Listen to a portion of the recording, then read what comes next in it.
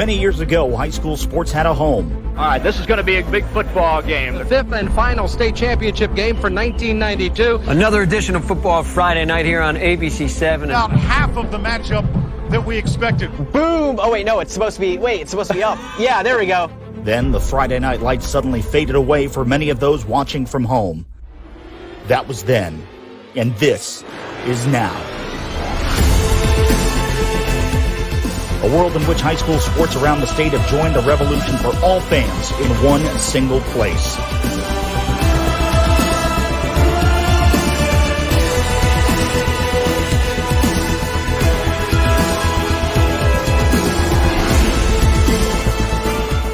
The stakes remain the same, but the script has changed. High school sports has a new home. This is Varsity Sports Network. We're often asked, what's more important in retirement, having a great plan or working with a great advisor? The answer is that both are vitally important to your retirement success. Retirement planning is not just a one and done. Even the best plans will need to be adjusted.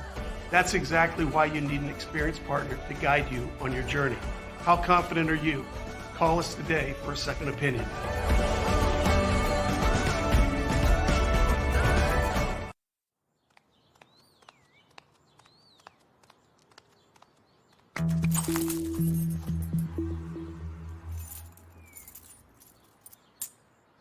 Marijuana can impair your ability to drive, and that affects much more than just you.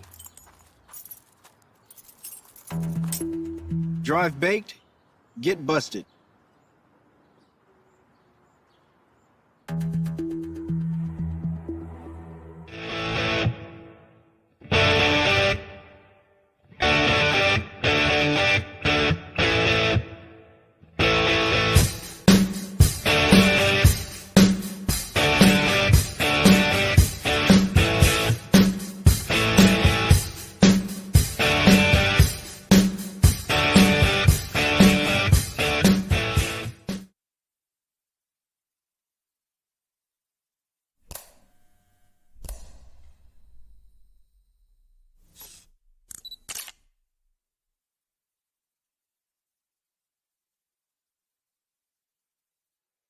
All right, good evening, everyone. I'm Dan LaForest on the Varsity Sports Network here on the Orlando channel. We are live at Raymond Screws Field right here at Winter Garden at West Orange High School for a big matchup we have.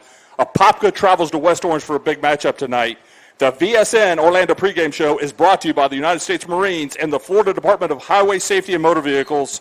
Joining me in the booth is Madison Little. How you doing tonight, Maddie? I am excited. I'm feeling great. We've been talking about this matchup all week, so I'm excited to see it come to fruition and watch a good game of football tonight. Well, I tell you what, the rains are starting to die down a little bit, and we're looking forward to a big matchup. This is a huge rivalry game tonight with West Orange and Apopka, and we expect one like we have every year for years and years here in Central Florida. Yeah, and that's with good reason. I mean, this team, West Orange, made their voices heard early this season in their matchup on last Friday against the Oak Ridge Panthers. They had a win 42-12, Dan. Yeah, I mean, their victory over the Pioneers was huge. And we've got some great highlights from that matchup last week. See how West Orange really looked against the Oak Ridge Pioneers. Yeah, they were led by their junior quarterback, Trevor Jackson. This is his first season in the QB1 position because Tyler Huff graduated last season, and he was kind of the first string last season. But now we have Trevor Jackson, who on Friday went for a total of 142 yards, completing 10 out of his 18 attempts in that game. You're right. Trevor Jackson actually saw a little bit of playing time last year in this game, but Tyler Huff was a 3-year starter here at West Orange, and he's missed. But Trevor Jackson's ready to step in that Q1 spot, and he had a pretty good first game last week with a high percentage of rating there at quarterback, didn't he? Yeah, he's rated at 95.1%. He's the ability to get the jobs done with his arms and legs, going for 3 carries last game and getting in the end zone himself 2 times. Yes, and he isn't the only one working. There's also the junior, number 53, Junior Chaka, Scott Jr. He had 3 sacks in that game. But West Orange Oak Ridge, again, great start for the season for the West Orange Warriors. Yeah, I agree. And They definitely, like we said earlier, they made their voices heard. They got that 42-0 win, or 42-12 win, sorry. And, yeah, we had 3 sacks from Chaka. But now West Orange actually has a brand-new coach as well, leading them this season. He's been part of the program for 13 years, the last 2 of those in the defensive coordinator position. But now this is Coach Gino Thompson's first year taking over the reins. And this is the program Gino Thompson wanted to lead. You know, when the end of the year ended, the job came open. Gino wanted this job, and I tell you, there's a lot of people here in the Winter Garden area that were happy that he was named the head coach here. But back on Wednesday night, we had the Central Florida Huddle. BA, Coach Hayes, and Balin got the chance to talk to Coach Gino Thompson, along with some of the West Orange players. He talked about what it's like to be in his first year as a head coach here at West Orange. The players talked about the importance of building chemistry and how it helps them on the field. Because we got some guys from West Orange in the house. What's up, Warriors? What's going on? How we doing? All right, we have Coach Gino Thompson. We have Dominic Madrid, Bryce Zakarowski, Chris Fica, Aiden Holly, Trevor Jackson, Jesse Shannon, and Jordan Castell. Coach, we'll start with you. First of all, thanks so much for bringing you guys out on a Wednesday night and letting us hang out with them. So, 13 years at the program, first year as head coach. You're officially a game in. Tell us about it. We're excited for this year. Good. We're a young team overall, but we're excited for the opportunity that we get. We have a championship caliber team if we buy into each other and bleed for each other, play for each other. Being a part of this program for so long as you have, what would give me a couple of foundational things that you wanted to bring in and maybe change the direction or the approach as the head coach now in your first year? I've been the defense coordinator for the last 2 years at West Orange, and I coached under Bob Head, which was a great mentor in terms of teaching. And then also the defense coordinator that I worked under was Ty Parker as well. So those are kind of some mentors in my life that kind of laid the foundation. I would say the biggest thing is on the defense side is all about sacrifice, right? I mean, how many times do you see the D lineman get his name called in the game? Maybe a couple sacks. Yeah, you're right. But they have to maintain those gaps so that the backers can scrape freely to make the plays, or so the DBs can stack down to make the play. So from the defense side, we always talk about sacrifice, and that's why you see the boys, when we sat down with the senior class, the motto they wanted to come up with this year was sacrifice me for we. So it's all about playing for the guy next to them. I love that. Coach, real quick, before these guys open it up to questions, tell us about these guys you brought with you today. Obviously, they're leaders on and off the field, leaders on the field for obvious reasons, but you entrust them with coming and wearing these school colors and being on a worldwide televised program, right? Tell us about their impact on the team. Well, I mean, each individual here provides leadership to the program. I mean, we have seniors, but we also have juniors involved as well. Bryce, the center, I mean, we were talking before how often the offensive linemen get noticed. I mean, especially the center, right? The only time you ever call the center's name when there's a bad snap. So it's important because he's been kind of the anchor of the offensive line for the last 3 years. He started as a freshman. So wow. He's a third-year varsity starter going into this year. So he's kind of that captain of the O-line. He makes all the checks. He makes all the calls. He is the coach on the field for us. And then obviously we have Trevor Jackson, our quarterback of the offense, so he's the one that kind of keeps everybody in check. Jesse Shannon, our running back, who's our anchor in terms of the run game. I mean, he creates yards sometimes when yardage isn't there.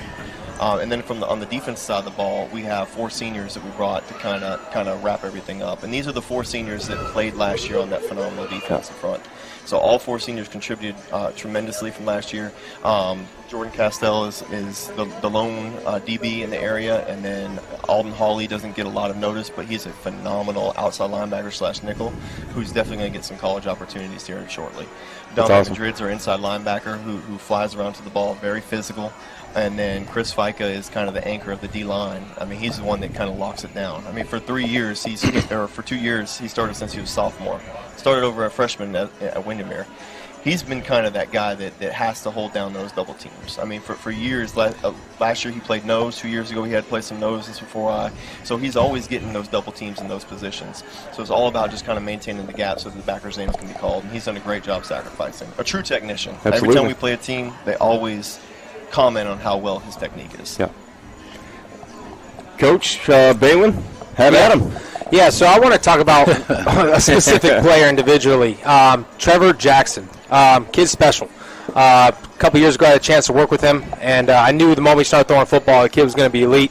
It's his time now. And Trevor, Man, it's your show now. Unfortunately for me, your first victory as a starting quarterback that is considered as Oak Ridge, obviously my alumni. You tore them up pretty good. Oak Ridge, you got to get better at something. But Trevor, how does it feel, man? It's your team now. Historically, West Orange has great quarterbacks that come in. They put up big numbers. I like to brag about West Orange offense, but as Coach says, he's a defensive guy. So to have that both is pretty special. That's when you win a lot of football games. But how has it been the leader of this football team, and how has it been in going into the season and obviously going into a game like Apopka on Friday? It feels good. It was real tough getting used to it, starting off young, but Coach helped me out. He taught me different ways to lead. And, the team was behind me since all the freshmen, so I just felt that love, and now I can know that I can lead them, bring witness. It's good. That's awesome. And also, let's talk about your center, okay?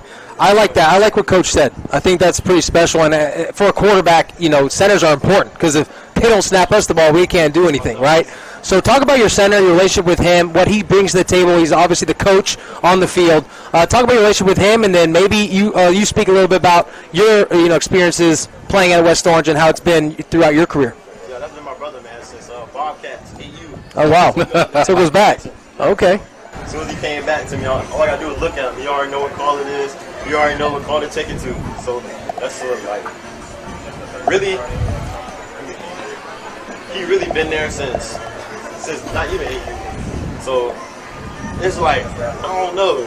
That's my brother, man. I don't know. Yeah. It's just so close. I'm so close with him. Yeah, no doubt. And then talk about your experiences at West Orange. I mean, it's pretty special that your coach acknowledges you. And I think that he is right. I mean, let's be honest. Without the offensive line, none of the players get to do what they do. And they obviously get overshadowed. Defense gets more of their name called because if there's a sack or some type of interception on a screen or something like that, their name gets called. They're in the paper. But offensive line is one of the ones that we just overlook. And it's unfortunate because really you guys are the heart of the program. And a lot of games are won in the trenches. And it's because of guys like you.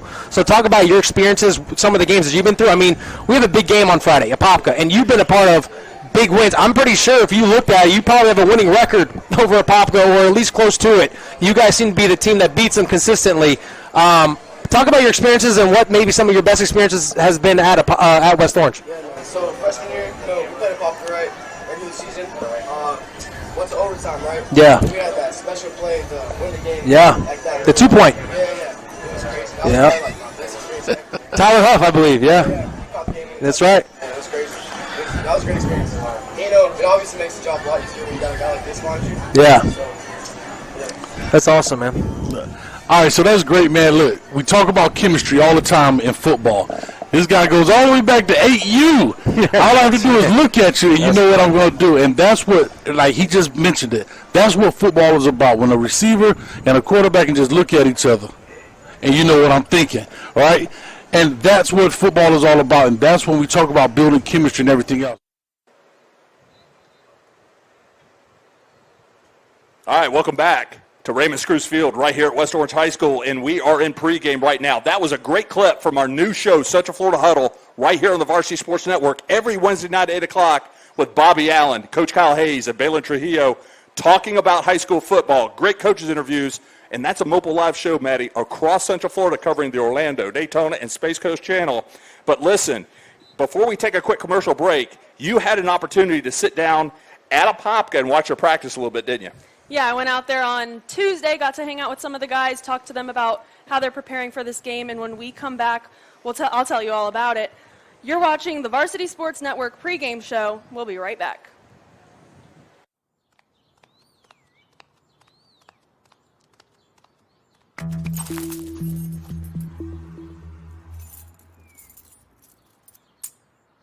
Marijuana can impair your ability to drive, and that affects much more than just you. Drive baked, get busted.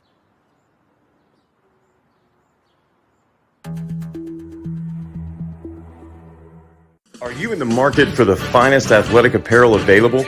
Check out theimperialpoint.com. Fully sublimated designs, top quality, made in the USA apparel for any team and any fan.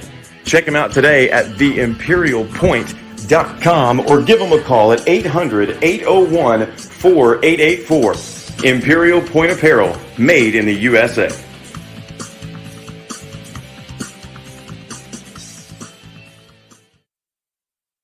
The best part of my job is helping people realize not only their dreams, but also their potential. My name is Dan LaForest, and I am a wealth advisor with Security Financial Management. No matter how good you may be at a skill, it's always important to have a coach to help you refine those skills and game plan for the next challenge. Helping clients realize the process will give them the confidence of knowing that we have taken the appropriate steps to protect themselves and their families.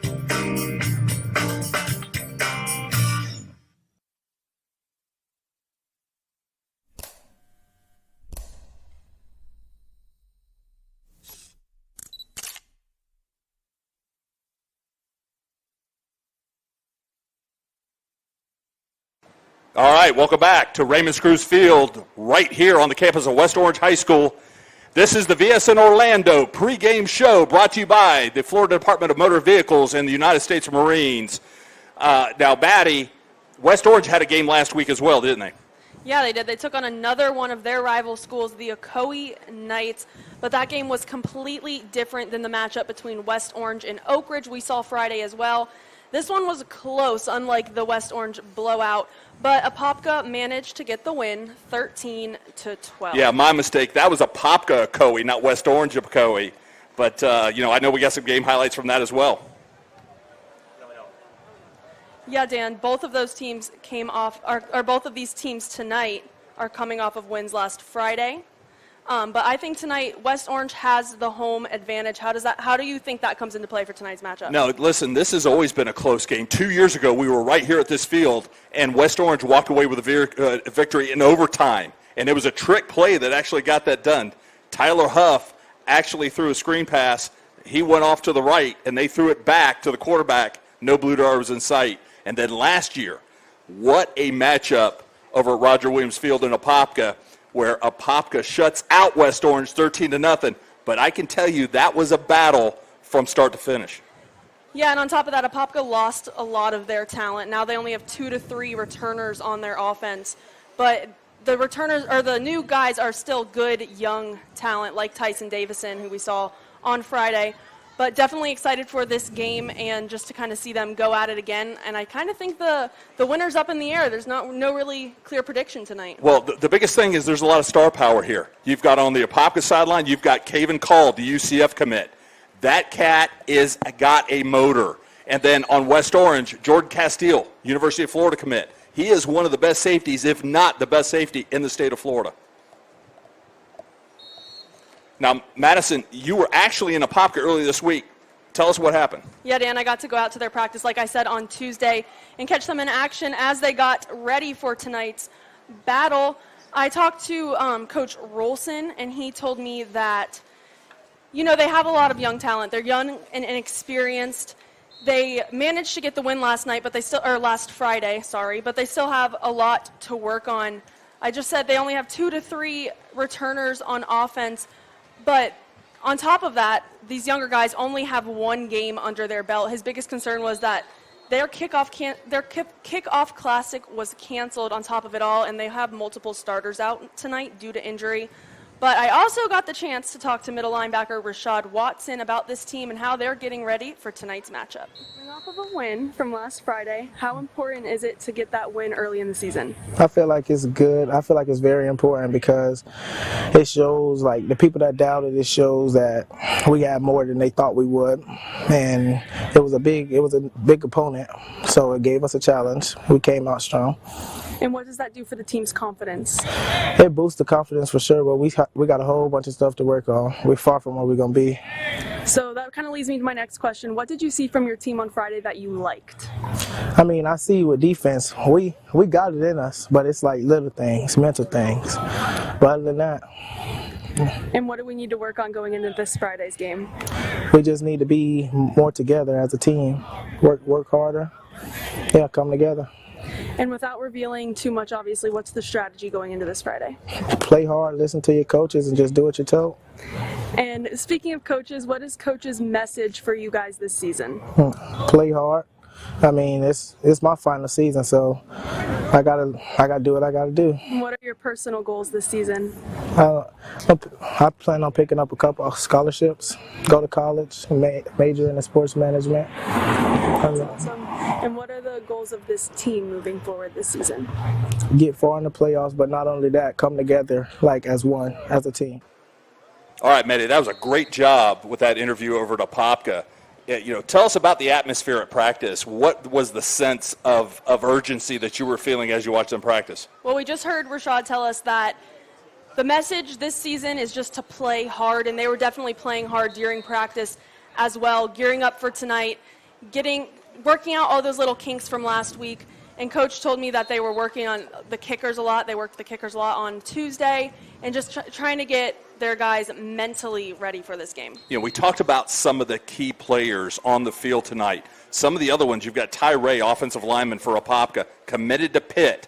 They're still, even though both teams lost a lot of senior leadership from last year's teams, there's still a great core on both sides of the ball. 2 new quarterbacks for Apopka, a quarterback new for West Orange. They've got some key elements that they have to grow into. So this key matchup tonight, Maddie, is really going to tell us the story of who's a little bit further ahead than the other. Yeah, and I think another player to mention that we haven't talked about yet is Jesse Shannon, running back for West Orange. On Friday, he had 11 carries, totaling over 100 yards, and he had a touchdown of his own, so definitely a force to be reckoned with there that we haven't talked about him much tonight, but him, and then on the other side of the ball, we mentioned him earlier, but Junior Chaka Scott Jr. Yeah, we mentioned him earlier in the program. 3 sacks last game. Yeah, that guy's a beast, and we're going to find out what he's made up going up against that powerful offensive line for Apopka. Well, guys, we're going to take another quick break. When we come back, we're going to have a little bit of highlights for you from last week's games. You're watching the VSN Orlando pregame show, and we'll be back right after this. In sports, we wear all types of equipment to protect ourselves from injury. One of the most important, yet neglected parts of the body are the ankles. Research shows that more than 30% of all sports injuries are ankle-related. Preventing an injury is key in any sport and applies to any job where you're on your feet all day as well. Prevent sprained socks were scientifically designed and engineered for support, stability, and performance. Stay active with PreventSprainSocks.com. Are you in the market for the finest athletic apparel available? Check out theimperialpoint.com. Fully sublimated designs, top quality, made in the USA apparel for any team and any fan. Check them out today at theimperialpoint.com or give them a call at 800-801-4884. Imperial Point Apparel, made in the USA.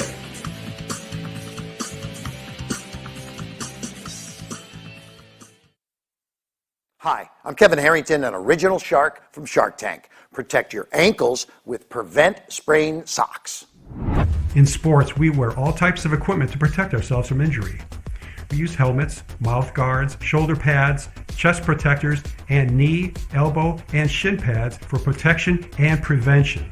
One of the most important, yet neglected parts of the body are the ankles. Research shows that more than 30% of all sports injuries are ankle-related, and 62% of all ankle sprains happen during practice and training. Just think about it. Very few sports can be played with an ankle injury, and it can take 1 to 3 weeks to heal, sometimes months to get back to full strength and mobility. Preventing an injury is key in any sport and applies to any job where you're on your feet all day as well. Prevent Sprain Socks were scientifically designed and engineered for support, stability, and performance. Stay active with PreventSprainSocks.com. For every generation, it has started with the call to serve. Discovering the purpose and the belonging earned with the title. Learning to dig deep and push through adversity together. Defending our nation and its people. It is a life of great worth and reward. But Marines are never really finished serving. Their commitment comes full circle, visible in communities across our country. This is Semper Fidelis, always faithful, always Marine. Marking a path for the next generation.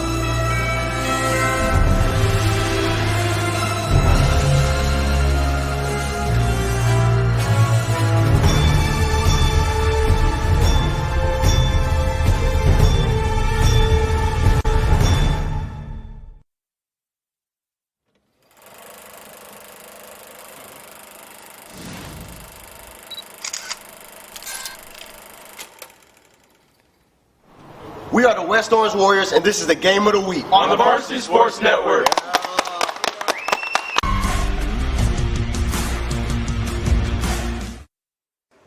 All right, welcome back to the VSN Orlando pregame show right here on the Varsity Sports Network. Brought to you by the United States Marines and the Florida Department of Motor Vehicles. We are right now in a second lightning delay here at Raymond Screws Field on the campus of West Orange High School. And we were supposed to kick off at 7 o'clock. It got pushed to 7:20. Right now we're waiting, Maddie, to find out when that new kickoff is going to be. Yeah, they just cleared everyone out of the stands, kicked players off the fields, and now everyone is back waiting in their vehicles. Of course, we will keep you updated on the VSN Florida Twitter. But on top of that, Dan, when you're on the field practicing, you're getting warmed up, getting in the mindset for the game, and then they send you to the locker room. What does that do to you as a player? Well, first of all, when you come out to warm up, it's a warm up for not only physically but mentally. You know, you're getting your game. You know, they sit in the locker room and they sit there and they think and they ponder. When they come out there and apply their body to it, it becomes more fluid. And when you take that pause, it's almost a little bit of a letdown because now the adrenaline's going to drop a little bit. You got to go back in the locker room, put on the music, and think more. And just like anything else, if you think too much, you're probably not going to get it done. So, it can be a little bit. I mean, there was numerous times in my playing career where we went through these situations. But I can tell you when they come back out here, depending on how long we're going to be in a lightning delay, and typically, again, for those who don't know, we're looking at an 8-mile radius around the location of lightning strikes. Every time it falls within that radius, it gets delayed 30 minutes. Now, the good news is, looking at the radar, it looks like a lot of this is going to push through fairly quickly, early compared to what we've had in the past. Last night, we actually had Lake Mineola hosting Eustis, and that was a game that started a little bit later than we had expected, kicked off at 8 o'clock. And I'll tell you what, that was a great game, Maddie. Yeah, that was their home opener for Lake Mineola, and we have some highlights going now. But the talk of the game last night was really John Celestine with 3 touchdowns, beating his record from last week of 2. Yeah, I tell you, we were watching that game, and the first thing that came to mind is this is the same type of Lake Mineola team that we saw 2 years when they made it to the state championship game. Very crisp, very disciplined. Now, give Eustis a lot of credit, but the thing about Eustis, everybody needs to know, half their team was playing both ways. So it's very difficult to play a program like a Lake Mineola when you're gassed, you can't get off the field. Yeah, and we see it right there, that John Celestine going into the end zone, where I think that was his second time in the game, but he was on fire last night, and they were up 21-0 before the end of the first quarter, Dan. Yeah, it was crazy, and they ended up going to a running clock in the second half. But, the other guy that I thought was very impressive was the wide receiver, Knopf. 1 touchdown, but every time he touched that ball, he took a 3-yard catch and made it into a 20-yard gain. And he's another key component for those Hawks. Yeah, he had a run of over 60 yards for his team, and it's just impressive to see these guys. When they get a hold of the ball, there's no slowing down Lake Mineola. Yeah, and I talked to Coach Walter Banks a few weeks ago talking about the focus of the team, and he said, basically we were not focused last year. We made that change. We were going to get back to a championship mentality. And last night we saw a lot of that. Yeah, we did. But we also have to give credit to Eustis. I mean, their quarterback was pretty accurate with his throws, too. It's just the defense on Lake Mineola was, just as good as their offense. Yeah, again, when you've got your running backs playing both ways and playing linebacker, it becomes very difficult. But that spread offense makes linebackers commit one way or the other, and they executed it very well. Yeah, John Talley was one of the ones who was a big guy on both sides of the ball, and we've seen him get a few tackles of his own there as well. But again, you got to give credit to Coach Banks and his coaching staff getting these guys ready, and it's going to be interesting to see as we see Knopf break away. That was his big receiver touchdown right there. Is how they're getting ready for the 2022 season, and they've got Eustis has got Tavares coming up this week. Yeah, and another matchup that we saw in the last couple of weeks here at VSN was, of course, we saw the Lake Mineola 42-0 was the final score of that one. Yeah. But then we saw Faith Christian versus Cornerstone last week. Both two private schools, but also a game that we had lots of fun. I had fun on the sidelines there. No, big crowd, and that was our game last Thursday night, the SSAC game of the week. Cornerstone Charter hosting Faith Christian. And we saw a lot of energy. Again, two smaller schools that still play the game, and we saw a lot of energy out of both of those schools. 15-10 final score there. Very competitive, and talk about coach. They were very proud of their teams. We talked a bit earlier about players on both sides of the ball, and with these private schools, smaller rosters, you see a lot of that. So you see these guys going, making touchdowns and sacks in the same quarter. Yeah, we talked about Jackson Bennett over at Windermere Prep. We named him the Orlando Touchdown Club Player of the Week this past week because of the fact that he was an Iron Man. He had a big game on offense and big game on defense. And you're going to see that again with the smaller schools because they don't have the same numbers as public schools. Yeah, but I do have to applaud Cornerstone on the expansion of their program in the offseason. Last season, they ended the year with 18 kids on their roster, Dan, and this year they had 44 during this game. Yeah. So quite the expansion. And that's Coach Alan Lambert's second year, so you give tribute to him. He started the culture. He started that welcomeness of come play the sport. And that's typically what happens is you have kids that lose interest. Well, he's gained that interest back in Cornerstone Charter. And on the other side of things, Faith Christian, their offense came ready to play last week. They were fast. They played fast. And, there were a few errors here and there, but all in all, they dominated on offense. Yeah, and, again, Faith Christian, they're not afraid to schedule either. I know that they've got some public schools that they're scheduling this year. I looked at their schedule. I know they've got Lake Howell here later in the season.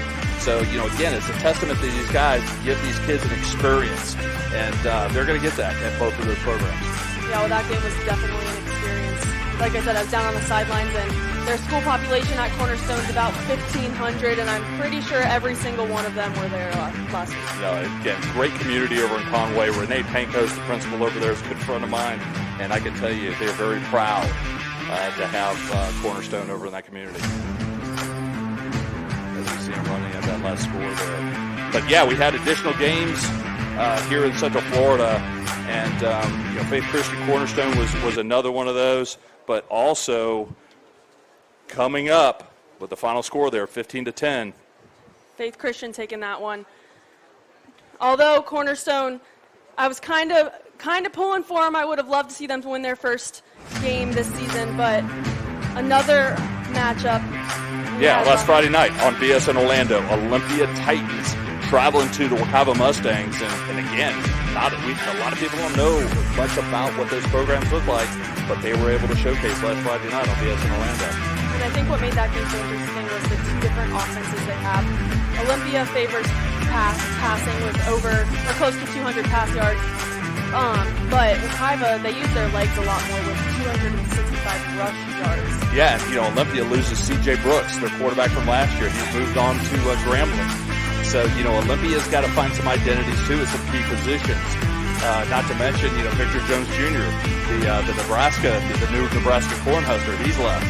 So you lose that kind of talent. You start to look for who that next up is. And but you talk about Wekiva, again, you've got Coach Schwartz Rodriguez. This is his second year, and he's building a culture over there. And what we saw with Wakaba is exactly what we hoped we would, is consistency. And that's what they've missed the last couple of years, is in the run game and in the pass game. And Wakaba is one of those teams everybody's got an eye on because, again, nobody really knows what they're made of. And for them to come out 1-0, for the first game of the season, right now up 21-7 on Olympia. But, that's a big deal because you're building confidence in these programs. You want your guys to succeed, but you don't know who you are until later in the season. So one game does not dictate what's going to happen. Yeah, definitely a fast-paced game last week. But we had Terrell Weathers with 203 of their 265 rush yards on the Wakaiba end of things. He had 3 touchdowns himself, and, Tyree Davis, their junior quarterback, getting in the end zone twice himself. Just strong legs over there on their offense, and then on the other end of things, which I said it earlier, but 198 passing yards. Their quarterback, number 18, Juan Gaines, earned both of their touchdowns, passing to his receivers in the end zone, and it just, just the battle of the offenses. When you have 2 different types of offense like we're seeing now, you just have to adjust on defense, and you have a tight game like that. No, and the thing is, again, you start taking a look at this final score at 36-41 with Kaiba. There was a lot of scoring there, which basically means that those defenses still have a little bit of work to do. So on to week 2, and we'll see what they're made of next week. And our final game we've covered so far this season is the Jones versus Cocoa game that was last Friday over in Cocoa. We had a rain delay, and it rained throughout that entire game, so I'm sure that had a bit of an effect on things.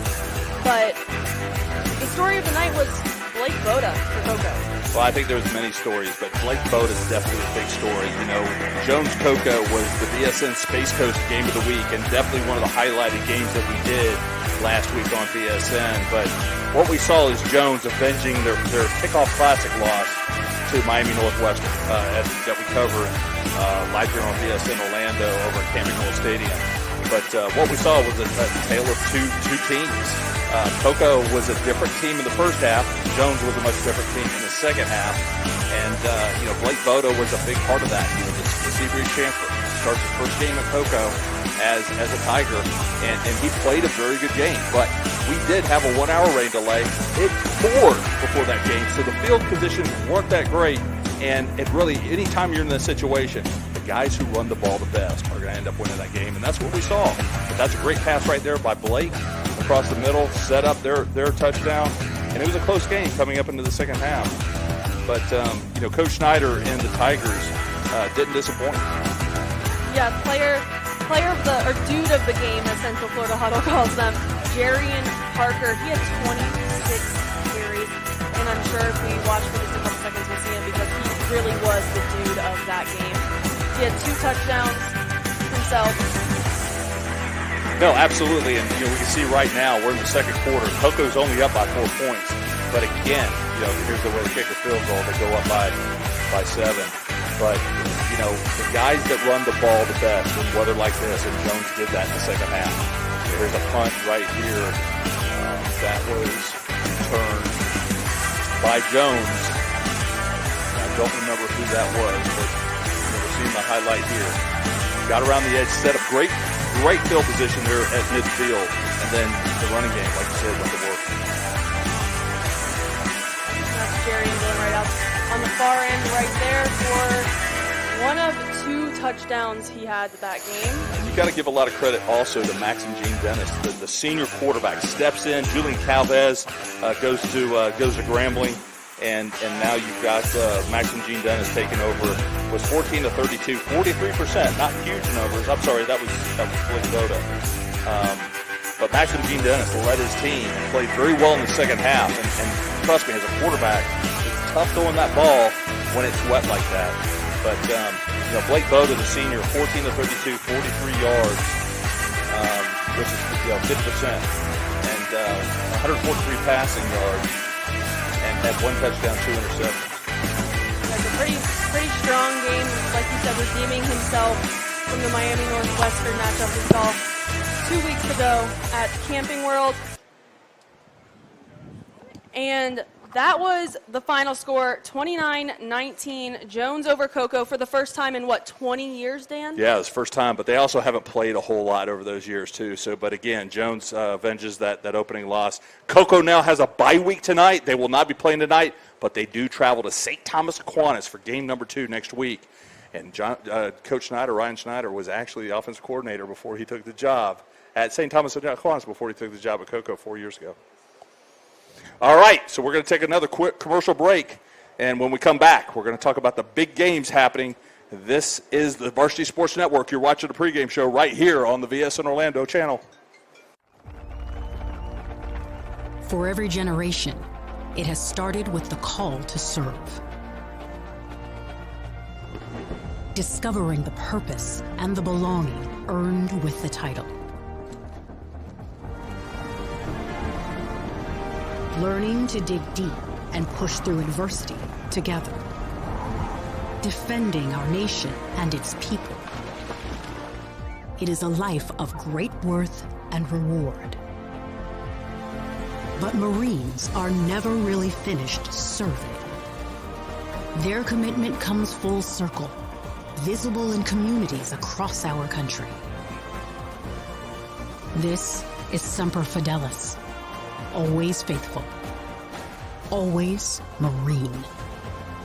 Marking a path for the next generation.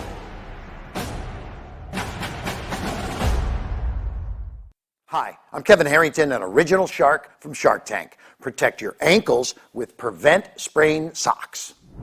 In sports, we wear all types of equipment to protect ourselves from injury.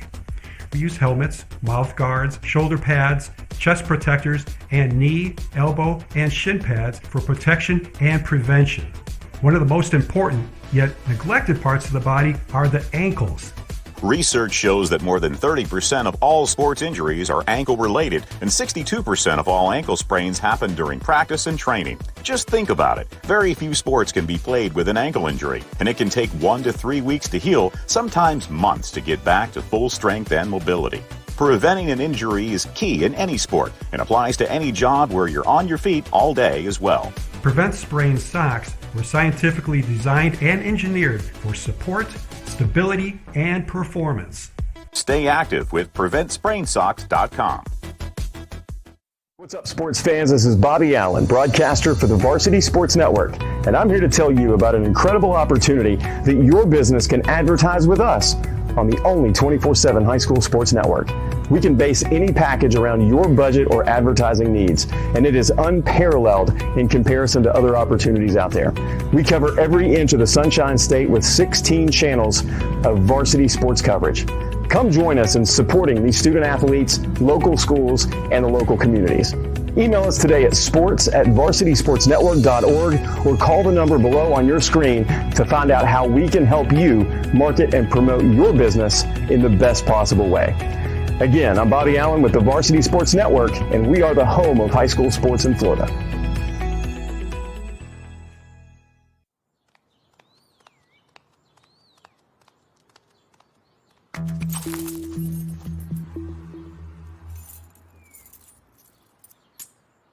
Marijuana can impair your ability to drive, and that affects much more than just you. Drive baked, get busted.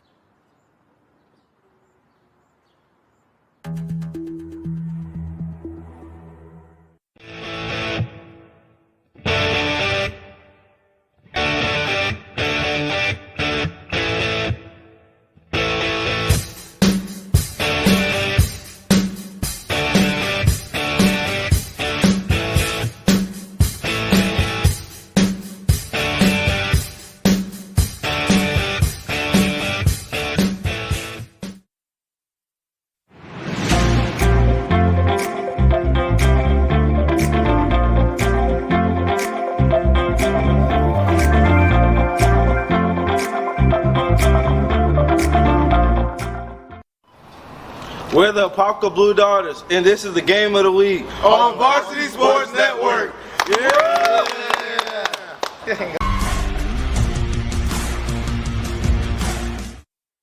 All right, welcome back to the VSN Orlando pregame show, brought to you by the United States Marines in the Florida Department of Motor Vehicles. I'm Dan LaForest. Madison Little here. We are still in a rain delay here at Raymond Screws Stadium here on the campus of West Orange High School.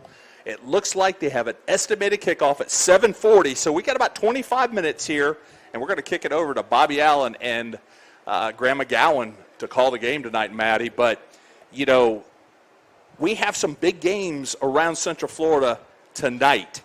Not only Apopka West Orange, which we are excited anticipating, but we also have some bigger ones with the number one, according to the Central Florida Huddle, the number one Seminoles traveling to number 4, Osceola Cowboys.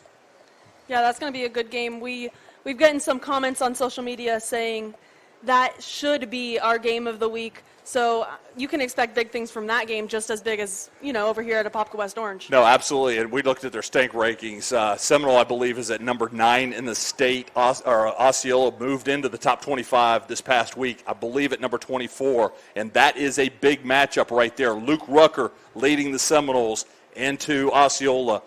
That is a crowd you do not want to play in front of. And I can tell you the Cowboys and Coach Eric Pinellas are ready for that game tonight. Looking forward to see what the outcome is. But, you know, we have other games as well. Yeah, our other game, Edgewater, number 2, according to the Central Florida Huddle, versus Don Bosco Prep, from New Jersey. Yeah, absolutely. And we're seeing more of these out-of-state contexts. Last week we had a huge set of games down in Broward County with the Broward versus U.S. Same kind of philosophy. Don Bosco comes in from New Jersey to Orlando to play the Edgewater Eagles, led by the University of Texas commit, Cedric Baxter Jr., one of the top running backs in the state of Florida and definitely United States. He is ranked number 2 right now, according to Rivals. I was over at Edgewater on Wednesday talking to their kicker, Bailey Stokes. So just going to give myself a plug.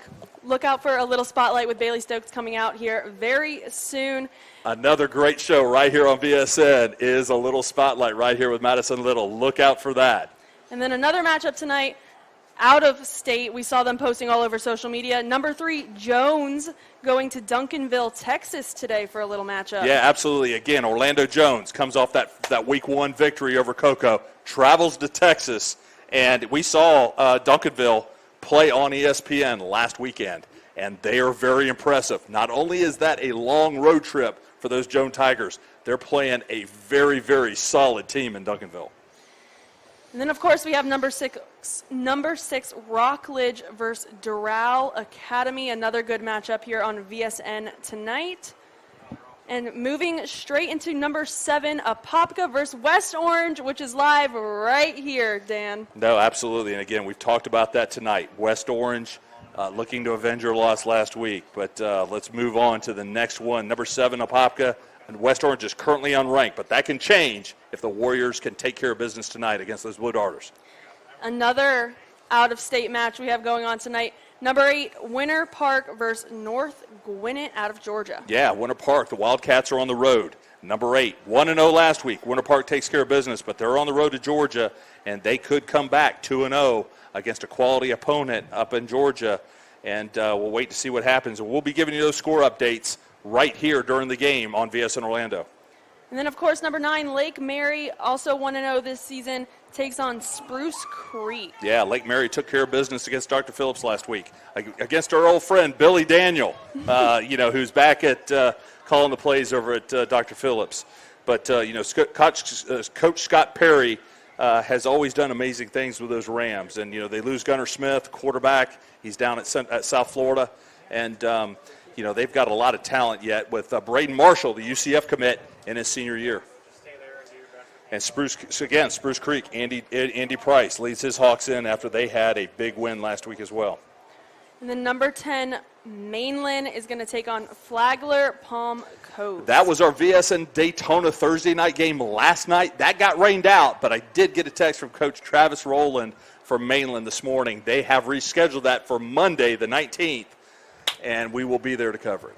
And then, of course, we mentioned earlier, our number 5 ranked team, Cocoa, has a bye week this week, so they're resting up tonight. Yeah, absolutely. Again, they're going to be traveling down to St. Thomas Aquinas next week, who is a national powerhouse, last 3 years have won the state championship, and that's going to be a heck of a task for those Cocoa Tigers, but they've got 2 weeks to prepare for them. So those were our week 2 top games of the week, but now we have some private school top games as well that we can go through. Number 1, Lake Highland Prep versus number 3, Foundation Academy. Lake Highland Prep, the defending Sunshine State Athletic Conference state champions. Again, loaded. We've seen so much talent in there, and they're playing against a Foundation Academy, which over the last several years has produced a lot of D1 players. So that's going to be a big game to watch tonight. And then we've got a couple more as well, Maddie.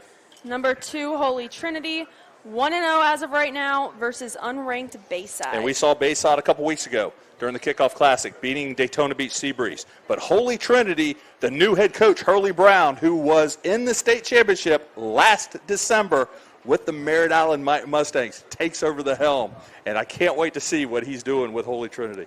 And then, of course, we have number 4, Orlando Christian Preparatory versus IMG White. Yeah, OCP loses, takes a loss to Wildwood last week, and now they travel to IMG White. Not the national team, but it's still an IMG team, so they're going to be tested. And then our last matchup for the week is Mount Dora Christian versus CFCA. Yeah, and both of these teams we're going to see on VSN later in the season.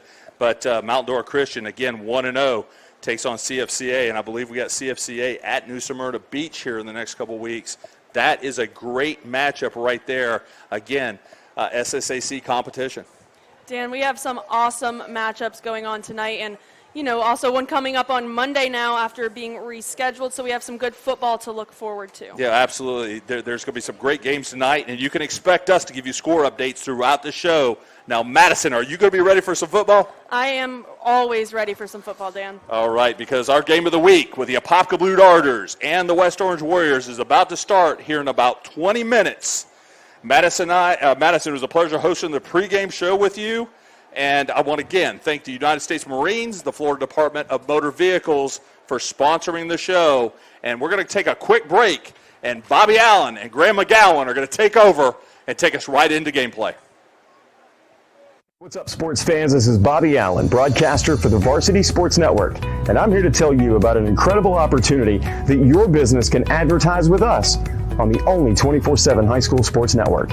We can base any package around your budget or advertising needs, and it is unparalleled in comparison to other opportunities out there. We cover every inch of the Sunshine State with 16 channels of varsity sports coverage. Come join us in supporting these student athletes, local schools, and the local communities. Email us today at sports@varsitysportsnetwork.org or call the number below on your screen to find out how we can help you market and promote your business in the best possible way. Again, I'm Bobby Allen with the Varsity Sports Network, and we are the home of high school sports in Florida.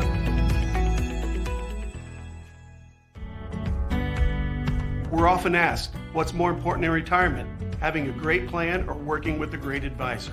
The answer is that both are vitally important to your retirement success. Retirement planning is not just a one and done. Even the best plans will need to be adjusted. That's exactly why you need an experienced partner to guide you on your journey. How confident are you? Call us today for a second opinion.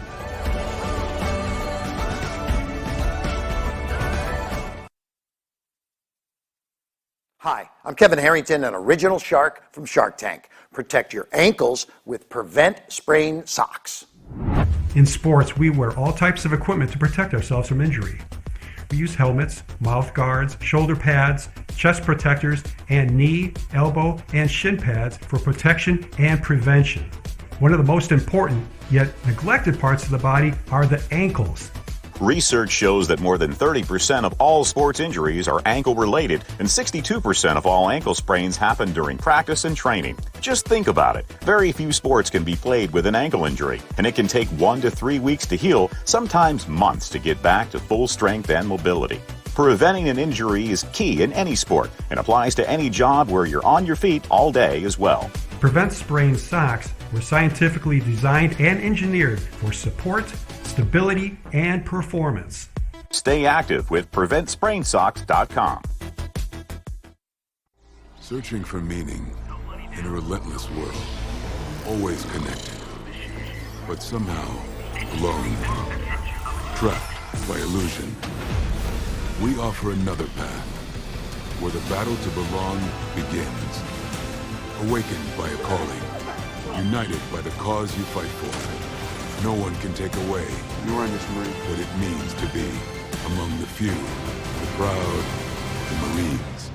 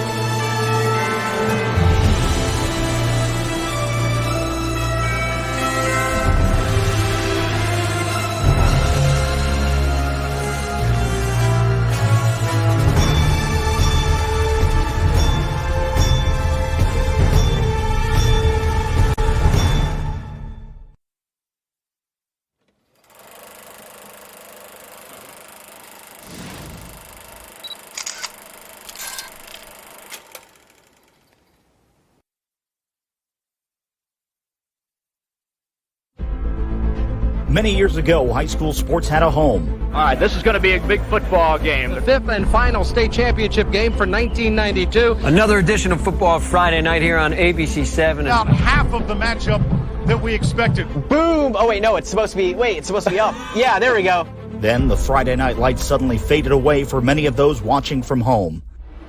That was then, and this is now. A world in which high school sports around the state have joined a revolution for all fans in one single place.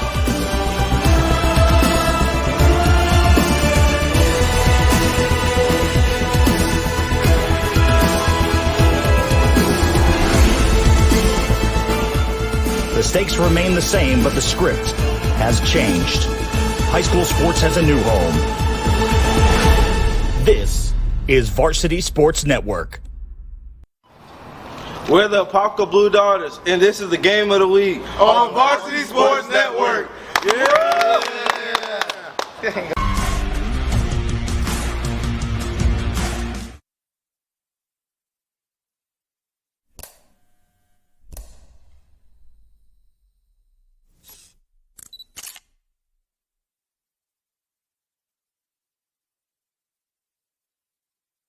In sports, we wear all types of equipment to protect ourselves from injury. One of the most important, yet neglected parts of the body are the ankles. Research shows that more than 30% of all sports injuries are ankle-related. Preventing an injury is key in any sport and applies to any job where you're on your feet all day as well. Prevent sprain socks were scientifically designed and engineered for support, stability, and performance. Stay active with PreventSprainSocks.com.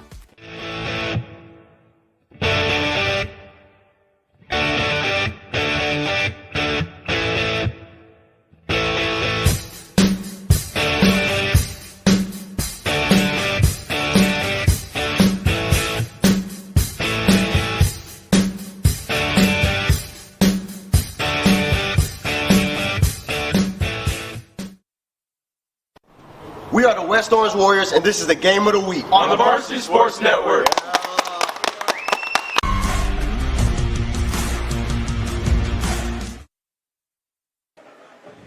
Ladies and gentlemen, Varsity Sports Nation, what is up? We are here Friday night. A little football action. I'm Bobby Allen alongside Graham McGowan for this one between West Orange and Apopka. Crowd finally rolling in along with the bands. All the festivities are underway for this backyard brawl of sorts between these two programs that both come in at 1-0 on the season. And this could be a very important game to determine where these two teams are. Both of them are expected to have a successful season, but anything can happen when you go head-to-head, and especially, Graham, in a rivalry like this, you throw records out the window, you throw all that stuff out, because at the end of the day, it's for pride. Yeah. And what you don't throw out is the fact that Apopka barely hung on to beat Ocoee last week. So, this is a team that a little bit different what we had last week with Cocoa, who lost, in a surprising fashion to Jones right here on Varsity, on VSN on our Space Coast channel. Yep. This is an Apopka team that, as they do every single year, has state championship aspirations and are realizing that they are a team that may not be an offensive powerhouse, but they have a defense that can stop the run. Absolutely. Right?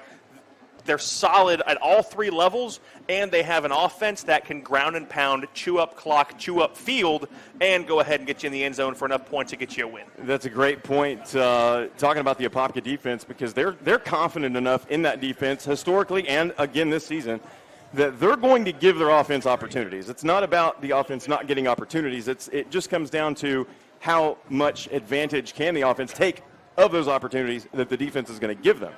And I do want to point out that we have been around West Orange's program all week. We had a show Wednesday night at the Central Florida Huddle, which we appreciate so many people coming out and viewing from the whole enchilada. They were there with us. We talked to Coach Gino Thompson and some of the players, and, man, they're supremely confident. And you know as well as anyone, Grant, that when you have that certain level of confidence, that accounts for something.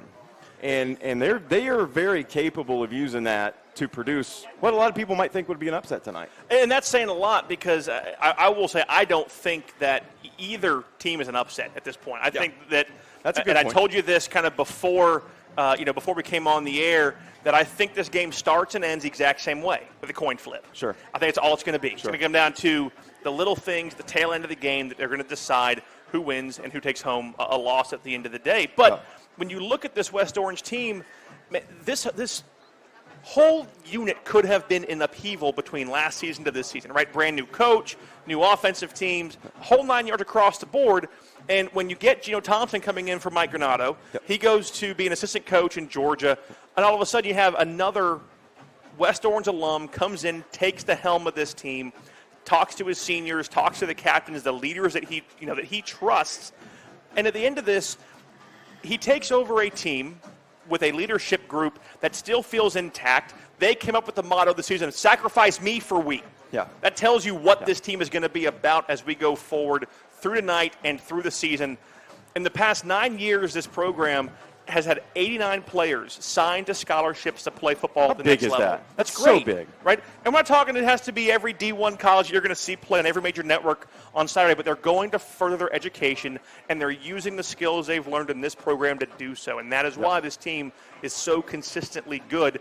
And I think tonight, as we see these offenses be so dramatically different, it's going to be a tale of two completely different stories. Not even in the same book. We're going to see two different hardbacks, right, from cover to cover of how these two teams are going to attack each other. Yeah, that's a great point. Apopka historically is that 3 yards cloud of dust, 3 yards at a time, right? 3 yards first down, 3 yards, 3 yards, 3 yards first down. You know what I mean? Where on the other side, this West Orange team likes to spin it around a little bit, and they're going to put some interesting looks out there. They're led by Trevor Jackson, quarterback. He's 6'2". He's tall. He can see over the line. He's built well. He's athletic. He has all the tools to be very successful. And listen, they got some wide receivers. Jordan Bridgewater is fantastic, along with Richard Polite, that can go make plays downfield, not to mention the running back, Jesse Shannon, who can absolutely do anything he wants, given the right circumstances at the line. So they can really challenge a defense. Now, Apopka, a different story. They're defensive-minded. Right. That's kind of how they operate. That's going to be an interesting battle, that West Orange offense, how they unlock the Apopka defense.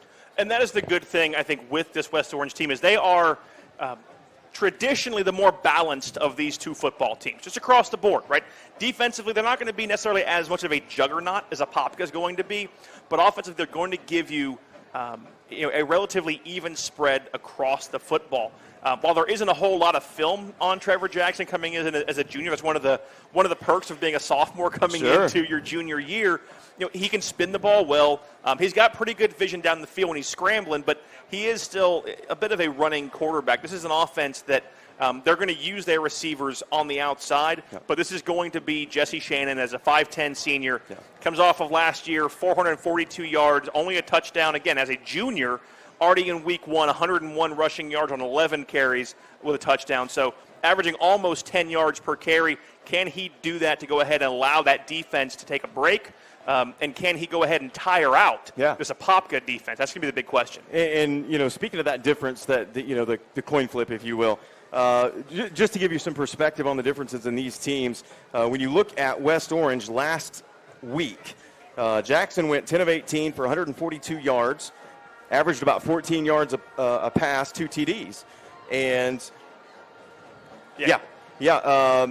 on the other side, it was 2 of 4, 7 yards, right, with his feet. For Caleb Hicks, 10 carries, 80 yards, and That's 2 the deal. tugs. So you have this guy where you have someone who can he can be used. And the thing here for Apopka, they've got Tyson Davison, who's a freshman, right, who went 9 for 27 for 27 yards in an INT, right? So still, those are picks, sure, but you have a freshman here who can still help you kind of spread out what you're going to do with this offense. Exactly. And so as long as you get some production, that's a win.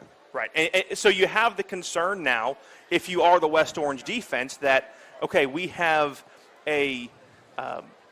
I use an air quotes, a dual threat quarterback. Sure. I wouldn't say Caleb Hicks is really going to be a passing threat, but you've got to respect it. Yeah. And if you have to respect it, then that's going to open up Zeldrick Roberts and Noah Morgan, the senior and sophomore, respectively, to do what they do. Right. Roberts, 77 yards in week 1 on 19 carries. You had Morgan, 34 yards on 13 carries. So guys that are two very different styles of running back. Right, Morgan is a 5'5", 130-pound sophomore. Yeah. Roberts is 5'9", 195 as a senior. Yeah. Right, 4 inches, about 60 pounds. They run differently. That makes Morgan kind of that wiry, small guy who can kind of just get around. He can bounce. He's like a pinball when things are going on, right? Yeah. That's the big thing. Roberts isn't going to be the fastest guy in the world, but he's going to be off the corner. He's going to be quick. He's going to have enough strength to get into that second level, and you got to bring him down in open space. Absolutely right. This is going to be a good one. We're excited about it. We're going to take a quick break as captains make their way out on the field. Referees are there as well. This is going to be a good one. You can feel the excitement in the air and can't wait to get this one going. We'll be back right after this. You're watching the Varsity Sports Network. For every generation, it has started with the call to serve. Discovering the purpose and the belonging earned with the title. Learning to dig deep and push through adversity together. Defending our nation and its people. It is a life of great worth and reward. But Marines are never really finished serving. Their commitment comes full circle, visible in communities across our country. This is Semper Fidelis. Always faithful. Always Marine. Marking a path for the next generation.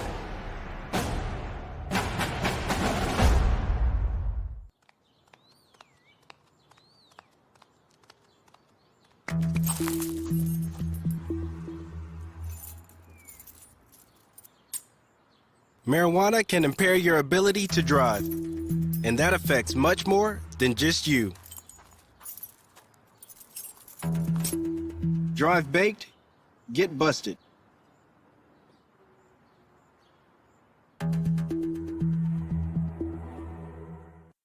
Hi, I'm Kevin Harrington, an original shark from Shark Tank. Protect your ankles with Prevent Sprain socks. In sports, we wear all types of equipment to protect ourselves from injury. We use helmets, mouth guards, shoulder pads, chest protectors, and knee, elbow, and shin pads for protection and prevention. One of the most important, yet neglected parts of the body are the ankles. Research shows that more than 30% of all sports injuries are ankle-related, and 62% of all ankle sprains happen during practice and training. Just think about it. Very few sports can be played with an ankle injury, and it can take 1 to 3 weeks to heal, sometimes months to get back to full strength and mobility. Preventing an injury is key in any sport and applies to any job where you're on your feet all day as well. Prevent Sprain socks were scientifically designed and engineered for support, stability, and performance. Stay active with PreventSprainSocks.com.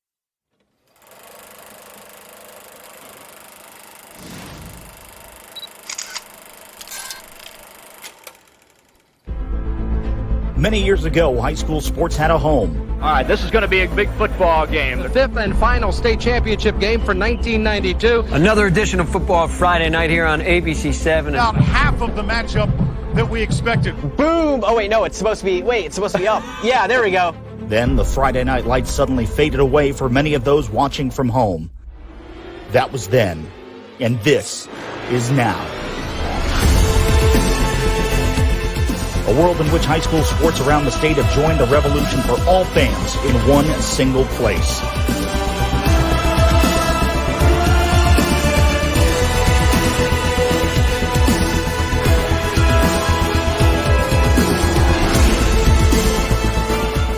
The stakes remain the same, but the script has changed. High school sports has a new home. This is Varsity Sports Network. Ladies and gentlemen, welcome to West Orange High School. On the Varsity Sports Network, I'm Bobby Allen along with Graham McGowan for this Varsity Sports Network Game of the Week here on Friday night between the Warriors of West Orange and the visiting Blue Darters of Apopka. This is a backyard brawl. This is a rivalry game. Both these teams come in at 1-0, Graham, and we anticipate this game to be very, very competitive. It is going to be. Again, we talked about it on the top of the Apopka. Comes back, wins 13-12 when they were held scoreless in the first 3 quarters of that ball game. So this isn't just about coming back to win. This is all your points in 12 minutes against one of your rivals. And the big thing here, leading rusher from last year, Keandre Jones, transfers to Ocoee.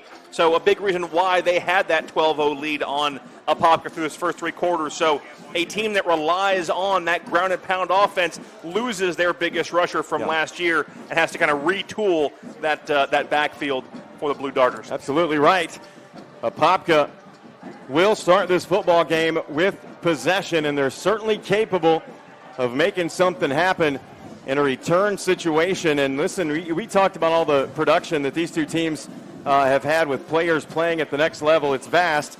And these teams, the guys we're going to see here tonight are no different. They have plenty of opportunity to go play at the next level, and it's very exciting to see what they will do. Malachi Nicholson, wearing number 2, will be one of the deep men for Apopka. He'll stand on the near sideline. Also back, we got Jalen Bernard. We are ready. Crowd's live and into it. Had some inclement weather that postponed kickoff just a bit, but we're underway. What a leg right off the bat for West Orange. It's going to be fielded 5 yards deep, and that's going to be a touchback.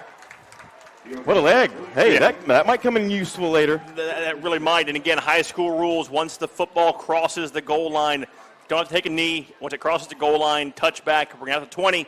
So the Blue Darters get to start from their own 20-yard line. And now we're going to see Caleb Hicks run this Apopka offense. He has weapons. No doubt about it. And they're going to want to run the football. We'll see what they do right off the bat. Tyson Davison will be in the backfield with Hicks. He'll have 2 receivers top of the screen. Single receiver, a little ISO down here on the near side. And it's going to be very important to see how these two teams start, Graham.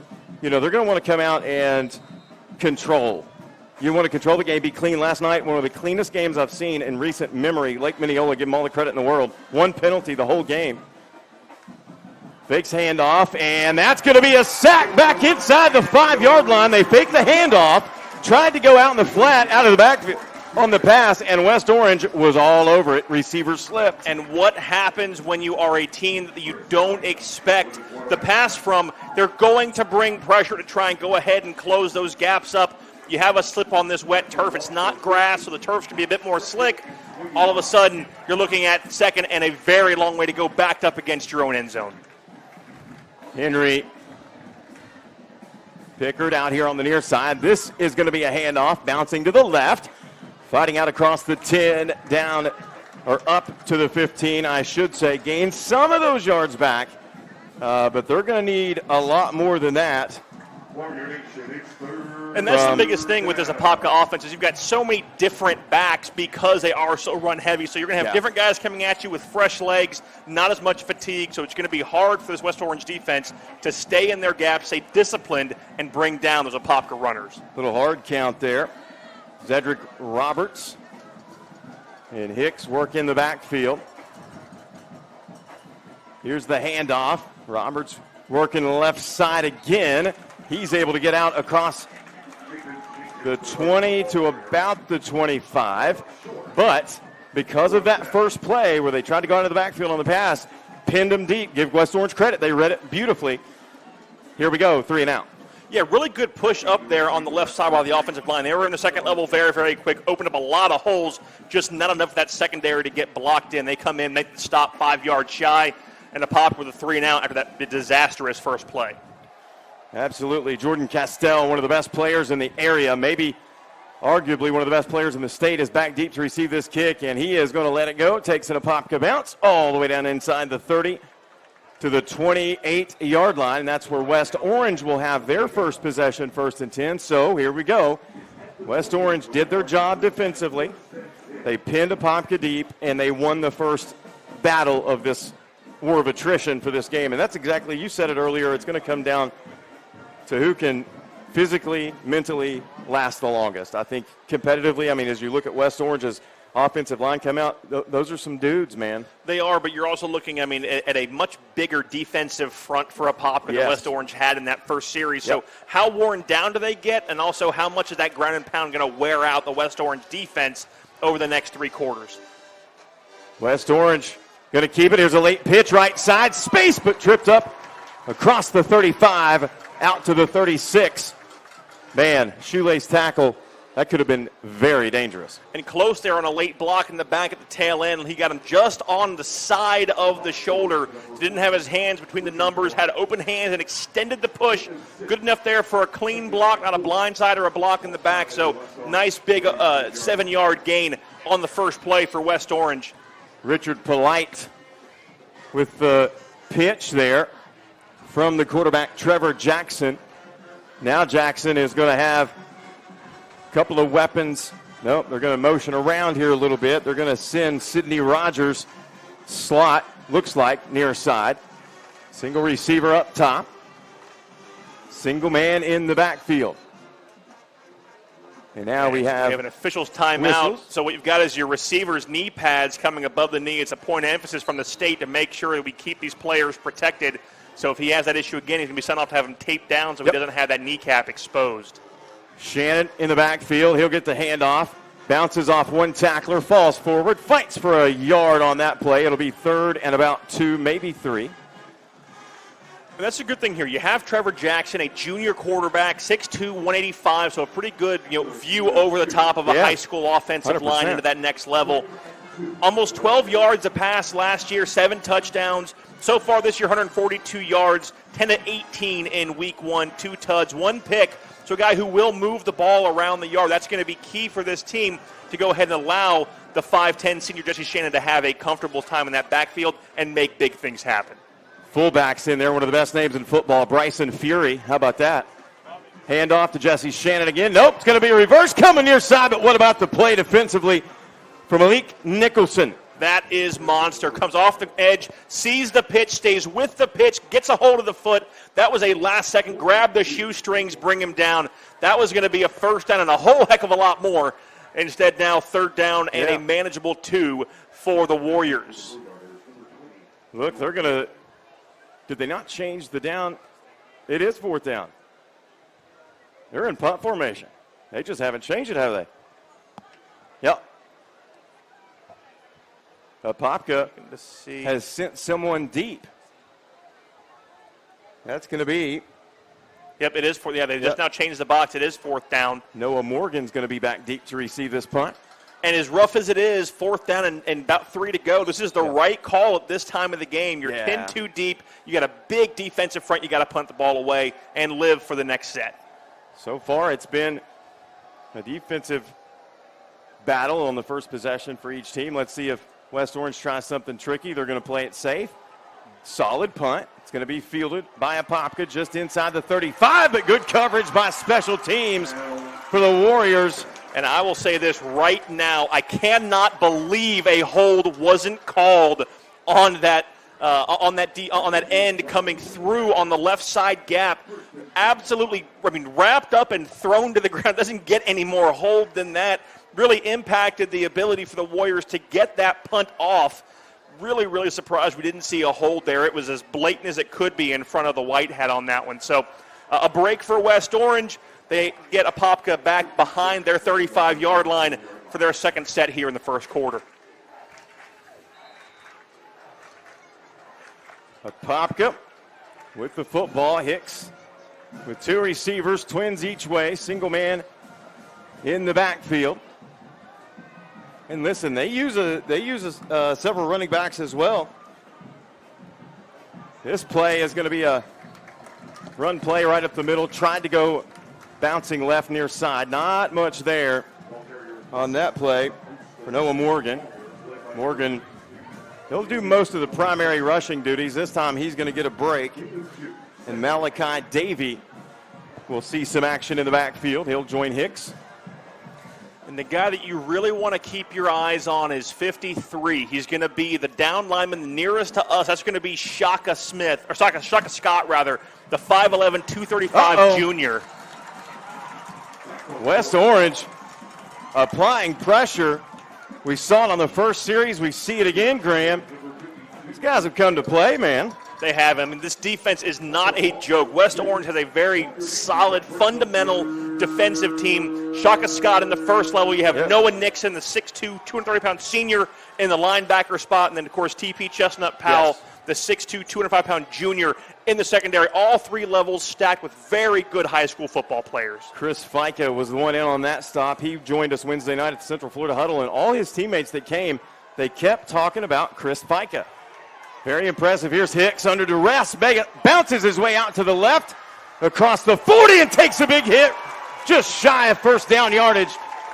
And the key there was the initial block on number 8, Noah Nixon, the linebacker, one of the most aggressive linebackers I have seen in high school football. Got two big blocks on him, allowed the running back to get out towards the sideline. Gets a big gain, 4th and 1 now, and if you're Apopka, you have to go for it as you're looking at right near midfield. I think so too. Obviously they have the personnel to get it done. Hicks is going to stand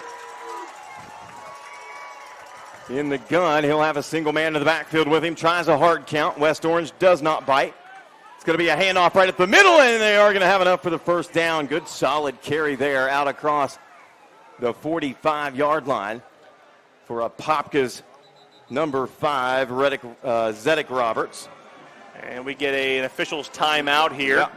So it looks like we will go ahead and we're going to throw it to break, and we'll come back when both teams take the field back as we are halfway through the first quarter. This is the Varsity Sports Network at Raymond Screws Field. West Orange and Apopka. We'll be right back.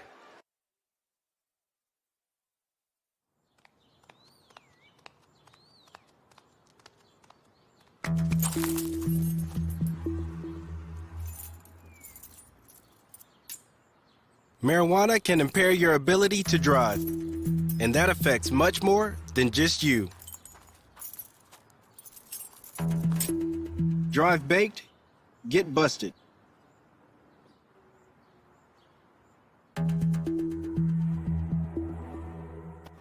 We are the West Orange Warriors, and this is the game of the week on the Varsity Sports Network.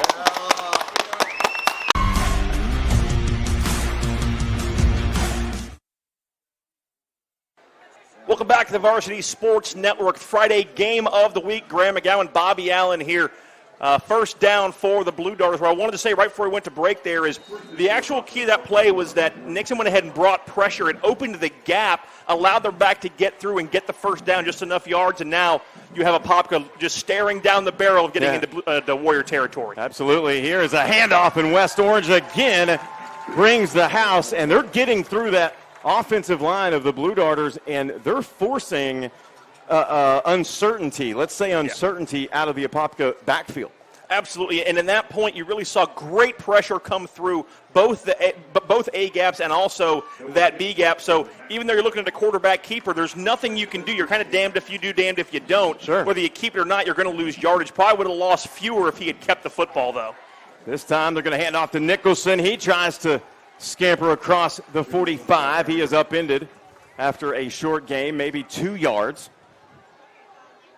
But we did at least see a first down for the Blue Darters.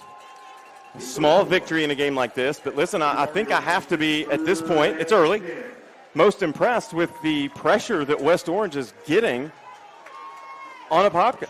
Yeah, I think that really does kind of become, the key here. And the biggest thing I think for me is I was kind of going through watching some film of both teams is that Shaka Scott, that defensive tackle we're talking about, as he plays both end and tackle, the key for him is attacking forward, not coming up. What happens again? And Pressure comes, play breaks down, and that's going to be a sack and a loss of about 6, maybe 7 yards on the play. These defensive starters here for West Orange, I mean, I think that's the story so far in this game. They've got a loaded secondary when you talk about Jordan Castell, TP Powell, Chestnut, as you mentioned, Alden Holly, Noah Nixon. I mean, they're loaded defensively, that secondary. But then, people kind of have been maybe sleeping a touch on their defensive line. And here we see a sky-high punt. Takes a big Apopka bounce. They're going to wisely let that one roll back. West Orange will have it at about the 27. And this is the second punt we've seen in a row from Apopka that really hasn't gone very far. I mean, he's getting a lot of leg underneath of it, but not really getting the distance that you want to see out of it. That's one of those ones he wishes it would have gone as long as it did high. Right, exactly. It happens. Saw a big one last night, Graham. One of the better punts I've seen in recent memory in a high school game, about a 74-yarder.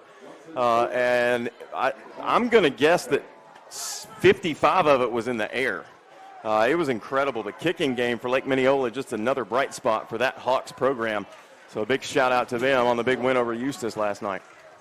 So now let's see if West Orange can get something going on their next offensive possession. Here's a pass play over the top, has a man caught inside Blue Darter territory, inside the 35 at the 34. Pass complete to Castell. That was almost disastrous, and not to go on the pessimistic side. No. I saw what you're talking about. Great rollout, but they got immediate pressure between the center and the right guard, and he just draped over that defensive tackle's shoulder pads. Yep. Instead, kind of gets just enough to shuck him off, allow the rollout with a great accurate pass down the field. Yep. Good enough for the monster play that we have seen so far in this first quarter. We have 3.5 minutes left in the first. Jackson showing his, as you talked about it earlier, dual threat, quote, ability here. They'll put a man in motion, and here's a pass play near side, right out across the 30. And a little extracurricular activity maybe, much to the chagrin of the West Orange faithful. They're looking for a flag. Is going to give them the third. Yeah, they're looking for a flag. Nothing really there. I mean, he's driving him backwards. By the time you go ahead, by the time you go ahead and get the whistles out, and you're actually hearing it, it's like having a kid. Hey! Finally, you get loud. What? Been calling you for 5 minutes, right? Right. Same kind of thing here. So anybody with kids totally understands that. That's brilliant. That's great short football, good tackling all the way around. This is going to be a handoff right, little room to run, first down and more before being drugged down is Sidney Rogers. He'll get down inside the 25 to about the 21. And I couldn't tell, but it looked like he tried to put a spin move on the defensive back and kind of slipped on that turf just a little bit and kind of lost his legs at the tail end, but good enough for a first down. No, we have a flag on the far sideline. Yep. Unfortunate for West Orange, negating a decent run and would have been a first down. See if they go back to that play with Rogers coming around from left to right in front of Jackson. This time they're going to put Shannon in the backfield. 2 receivers near side, 1 in the slot. It's going to be a keeper. Jackson, right side, has a little room, turns on the Jets and is upended by another shoelace tackle. And Graham, he shows speed right there. That could prove very dangerous. if it was not for Jordan Wright, the cornerback, this entire game is now, we have a crooked number on the board. That was a layout. He turned the corner fantastic. That was the best run that we have seen so far from the 6'2 quarterback, Trevor Jackson. And all of a sudden, we're looking right down the barrel of what should be a touchdown. A shoelace tackle brings him down, and we are still, amazingly, on these two big plays, somehow West Orange is not yet in the red zone. You're exactly right. Shannon gets the fake handoff, but Jackson's going to keep it, tries to push forward, does get inside the 20 down to about the 23 on the quarterback keeper, and I think his eyes got big there on that last play where he showed some of that escapability and speed. He tried to do it again there on that play. He really does have great vision down the field when he's scrambling, both as a passer and as a runner. He's patient enough to wait behind his blockers, but once he turns that corner, he has a second gear he can get to very, very quick. Very impressive indeed. See if they can not only convert this first down here, but I would love a bunch formation on the left side of the offense right here. I'd love to go ahead and get you a couple of guys, right? Come in, get a dig route and get a fly route. See if you can get your linebacker or your safety to go ahead and commit to one. As I think we got to delay a game on. That's the back judge calling, so that's likely what that means. But I'd love to see that, right? You go ahead and see if you can get, if you're going to have a zone being played, what are you going to get your secondary defender to commit to? Whichever one it is, you go the opposite. You have one-on-one coverage, you have a chance to make something happen with a quarterback who has shown accuracy with a pretty good chuck down the field so far. Pretty good arm indeed, and you're right, unlocking that zone, and they've showed they're more than capable of doing so. Player comes in motion. Jackson hands it off near side, and a big hit delivered there right at the 20. Gain of about 3 yards. And that was the 6'2 junior Marcus Grant on the tackle, and that's about as fundamental high school football as you're going to see.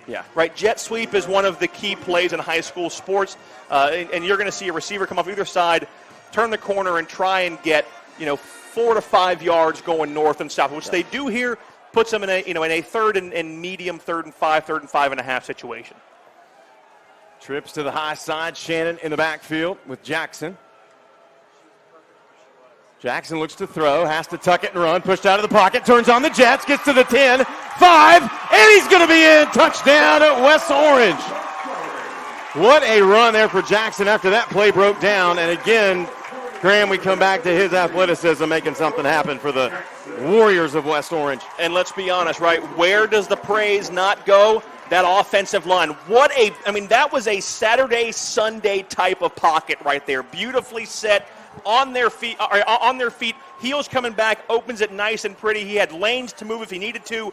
Escapes, couple of shoulder shakes, hit, dives in the end zone. Good for 6. What a great first score with 20 seconds left here in the first quarter.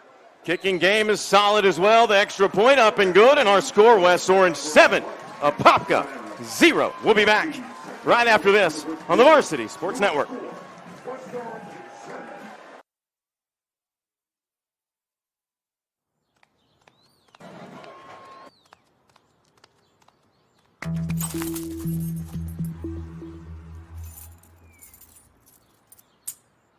Marijuana can impair your ability to drive, and that affects much more than just you. Drive baked, get busted.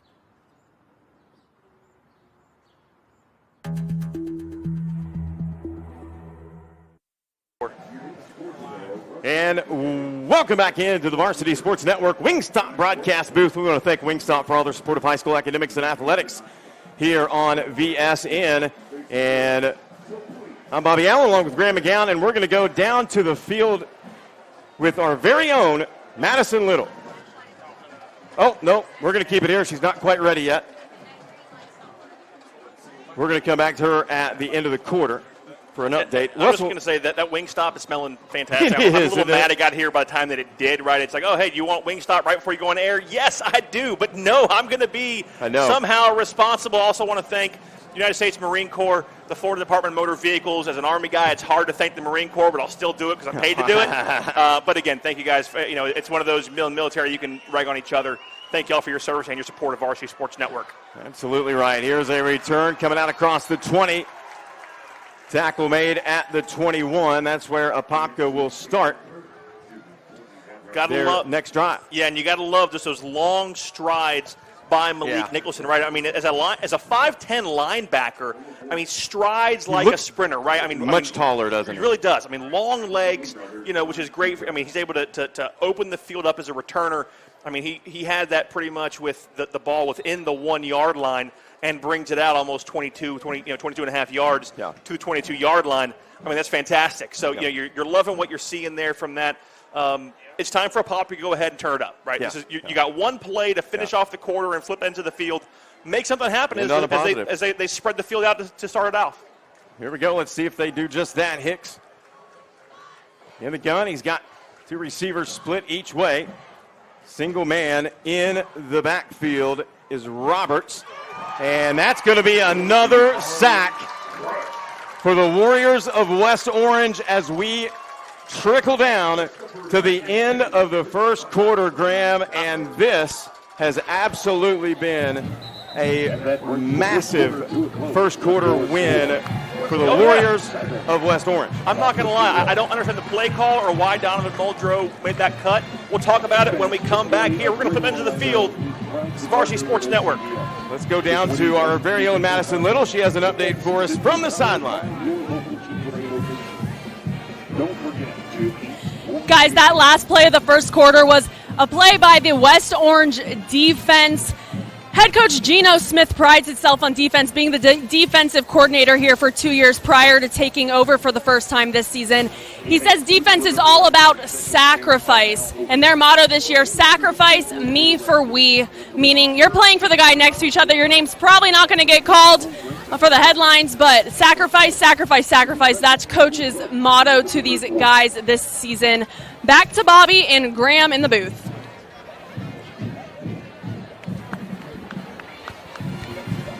All right, thank you so much, Madison, for all that you do for the Varsity Sports Network, coming to us from the sideline there. Also give a shout-out to Trent down there with her. And a big shout-out to the crew tonight, Joey and Ivan on the cameras, and our producer, Dan Nelson and Dee Hobbs. Folks, listen, they don't give enough credit for what they do. Showing up early, setting everything up, tearing everything down, doing all the graphics, the prep, first-class operation here for sure. Now, we switch fields, and Apopka is going to throw a new look at us, Graham. Trips to the high side, single man in the backfield, single receiver on the near side. I feel like you got to spin this one. Hicks is going to keep it, and that goes absolutely nowhere, maybe a yard at best. This Apopka running offense has no traction so far. On the, I mean, they can't get anything going. There is aggression on the defensive front. And for my buddy Adam, who's watching, understands none of that.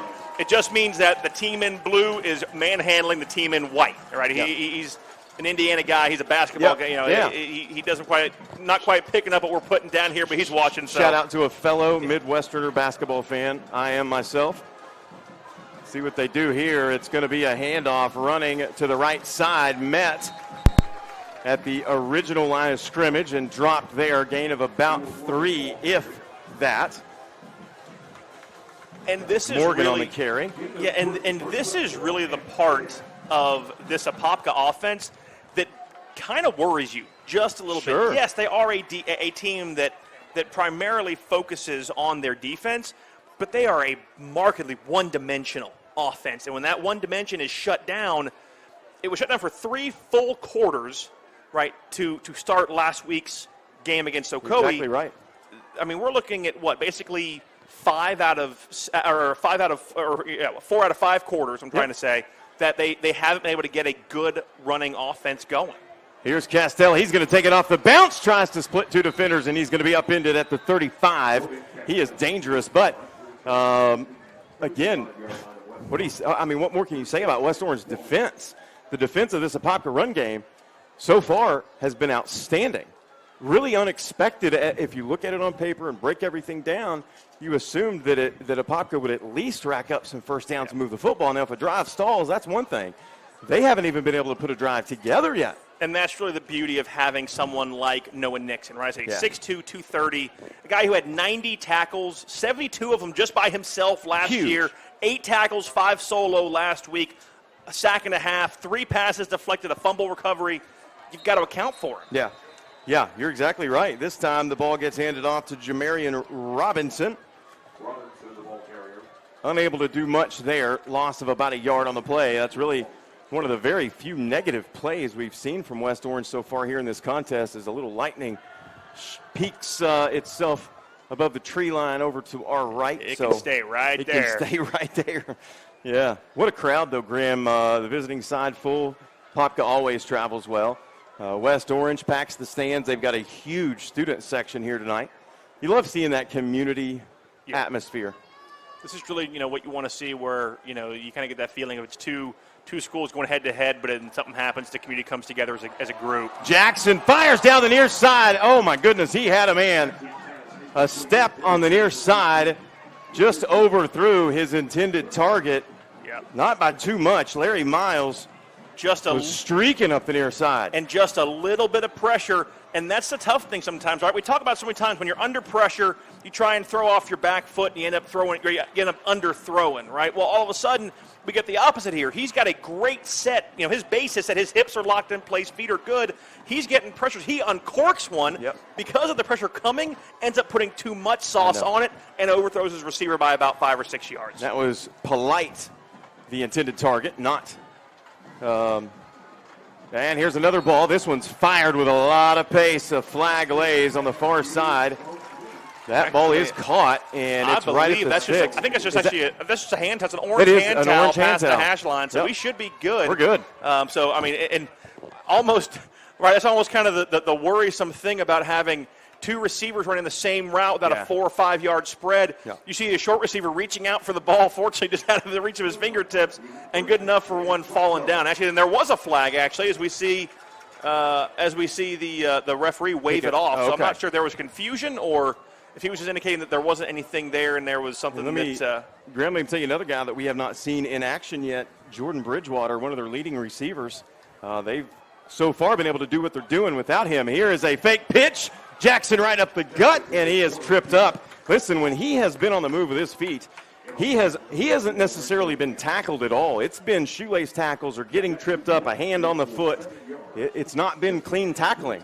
No, I mean even that, right? You're cutting through a couple of different gaps. You're on the second level, about to get all the way into your secondary, 10 yards beyond the line of scrimmage, and then all of a sudden, finally, everyone kind of closes in on you. You expect that to happen, but as far as one-on-one, good, solid wrap-up tackle, just haven't seen it yet. Here's another play out of the backfield, and there, Apopka's defensive line stands strong. Football comes out, but it was blown dead prior. Good call by the officials. Forward progress clearly stopped on that, but. And you just mentioned, I think, I don't want to say the storyline, but one that makes you go, really, is that Bridgewater hasn't been here. So we talked about, can the Apopka defense really wear down, this offensive line for the Warriors and vice versa? Sure. Can they wear out the Warriors defense? But when your leading running back isn't even in the game yet consistently, how scary is that when you get in the second half and you have guys with fresh legs? Yeah, absolutely. Here's a ball fired to the near side. Catch made by Polite right at the 40. That's enough for a first down. They move the football into Blue Darter territory. And again, we see West Orange putting the drive together. Not only are you doing that, but you're taking up a lot of time here in this second quarter, man. And, that kind of checks all the boxes for a successful first half so far. Yeah, and this is all three phases. It really is. I mean, this is the kind of football that we expect, and it's why I said up top I don't think it's going to be an upset no matter which way. This is a very surprising way the game has gone so far in the first half. Jackson spins it over to the far side, catch made, and running free up the right side or left side and getting upended inside the 10. Another first down into the red zone, and it'll be first and goal Warriors. They're putting on a show. And that should have been a touchdown if not for a missed block. The back they put in motion to the left side never made contact with the defensive back, didn't seal that hole open.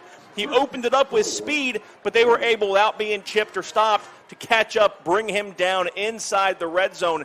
First and goal from the 8-yard line, and a chance for West Orange to go up 2 scores very, very early in this game with 7 minutes and counting left here in the first half. They'll put Jamarian Robinson in the backfield along with Jackson. 2 receivers to the near side. Single receiver ISO up top. See what they do here on 1st and goal with under 7 minutes to play in the first half. Whistles, and it is going to be a timeout. We'll take it with them. Back in a moment right here on the Varsity Sports Network. We're often asked, what's more important in retirement, having a great plan or working with a great advisor? The answer is that both are vitally important to your retirement success. Retirement planning is not just a one and done. Even the best plans will need to be adjusted. That's exactly why you need an experienced partner to guide you on your journey. How confident are you? Call us today for a second opinion.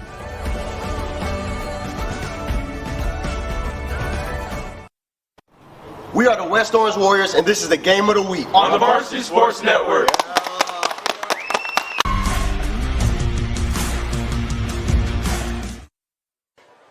Welcome back into the Wingstop broadcast booth here at West Orange High School. What an atmosphere we have and what a first half we've seen so far out of West Orange. The Warriors lead at 7-0, threatening again on 1st and goal. Bobby Allen, Graham McGowan, along with Madison Little down on the sideline. Thanks so much for tuning in. We want to thank the U.S. Marine Corps and also Florida Department of Highway Safety. We've got some more sponsors. We'll talk about them as we move on toward halftime. West Orange comes back out in that single backfield set. Now they're going to move the single receiver top of the screen. 2 receivers near side. Handoff goes to Robinson right at the middle, and he ran into his own man, got held up just enough to get tackled. Otherwise, he would have had reservations for 6. Just a little bit more patience there. Allow the hole to open up. They did a good job closing the gap. He had nowhere to go, bounces off, and then all of a sudden down he goes. 2nd and goal for the Warriors. Robinson makes his way over to the sideline. Shannon returns as the primary running back.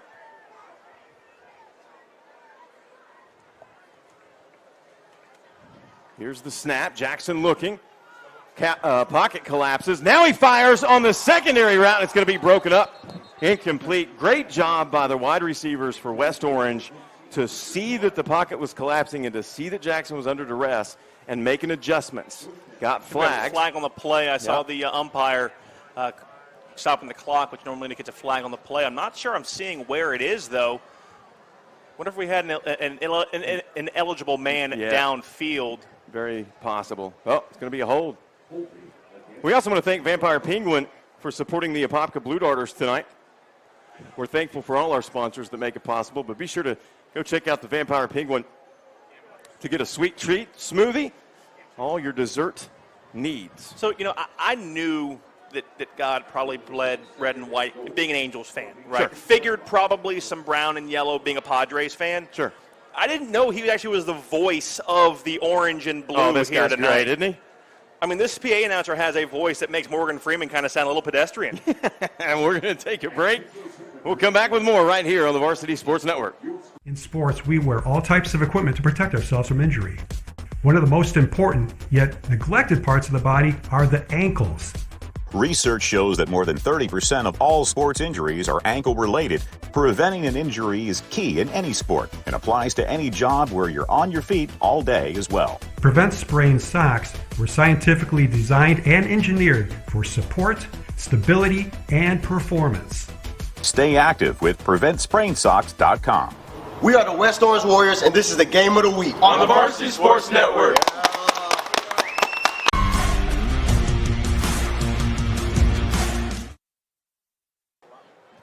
Welcome back into the Varsity Sports Network. High above the field here in the Wingstop broadcast booth. If you're in need of a pregame or postgame meal, make your first stop Wingstop, where flavor gets its wings. We appreciate all they do for the Varsity Sports Network as well. Bobby Allen, Graham McGowan, 2nd and goal here, but the holding penalty has backed them up to the 19-yard line. Graham, change of play. This is going to be one of those, they have the ability now. I almost kind of like this for the Warriors offense. Yeah. I'm not saying you love penalties, but it really allows you to do a lot more within your offense. I agree. And that is the first time we really have seen this Blue Darters defense collapse the pocket, completely close the gaps, and give credit to the offensive line. They had a gap open, and all of a sudden, right as you see Trevor Jackson trying to work through that A gap in between the center and that right guard, they collapse on it. 3 guys there to stop him for only a 1-yard gain. Now you're looking at 3rd and goal, very long. Yeah. I think really you're just trying to play to make sure you're at least in field goal range Absolutely. for your kicker who, looking He at the certainly had beginning the of the leg. game, he had the leg for it. He was blasting it from the 20, 25-yard line all the way to the scoreboard. Pocket collapses again, but Jackson's capable. Takes off with his legs, gets to the 10, slides out of bounds just inside the 10-yard line. That's going to set up 4th and goal, and the kicking unit comes onto the field for West Orange. It'll be Jack Simonetta. And that was about as good as a run as you could have gotten there. The whole reason, and at first I'm thinking, I don't like that he kind of tried to cut right and cut back left. But what you're realizing is you have 2 defenders with nobody in between them and the left sideline, but you had a defender coming off of the right edge. So can you get that, the blocker you're staring at to make contact, slow him down, and get your cut all the way through? Little ambitious there for Malik Nicholson on the near side. That's going to move the football up, and see what West Orange elects to do here. They're going to send Simonetta back to the near sideline. That might entice West Orange and head coach Gino Thompson to take a shot here. Yeah, I mean, you're looking, the good thing is you were right at the 10-yard line, so you get the full benefit of that 5-yard penalty now. Yeah. And the best way to kind of work it right is if the length of the penalty is double or more the yards away you are from the goal line, you get the full thing, right? So if you're at the 30, it's a 15-yard penalty, you get all 15. Right. If it's a 20 or 10, but if it's a 10-yard penalty, you're at the 15, you're only getting half the distance to the goal. So they got the full 5 here. Hey, I mean, give it a shot, right? You have a big chance here. Here's Jackson trying to get into the end zone, and he does. Uses those legs of his and slides inside the pylon. West Orange is on fire here in this first half. They take a 13-0 lead. And I can't tell if that was Bridgewater on the outside, but whoever that receiver was all the way at the top of the formation sealed the perfect block. Hands on, driving the legs, turns the defender away from the sideline, gave Jackson a perfect spot to get around. No one can get to him across the pylon. Good enough for 6, and a 13-0 lead here as we are at 5:15 left in the first half. Here's the kick. Extra point is up, and it is no good. Wide left. We'll see if that has implications as we move forward in the ball game. But our score, West Orange 13, Apopka 0. Back with more right here on the Varsity Sports Network.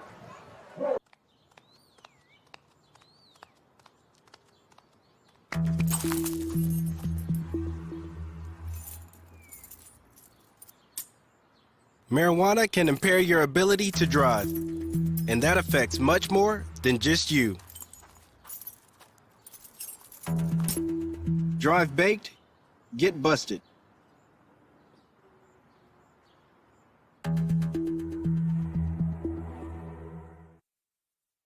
Coming in. Welcome back into the Wingstop broadcast booth here at West Orange High School as we are witnessing the Warriors flexing their muscle here against the rival Blue Darters of Apopka.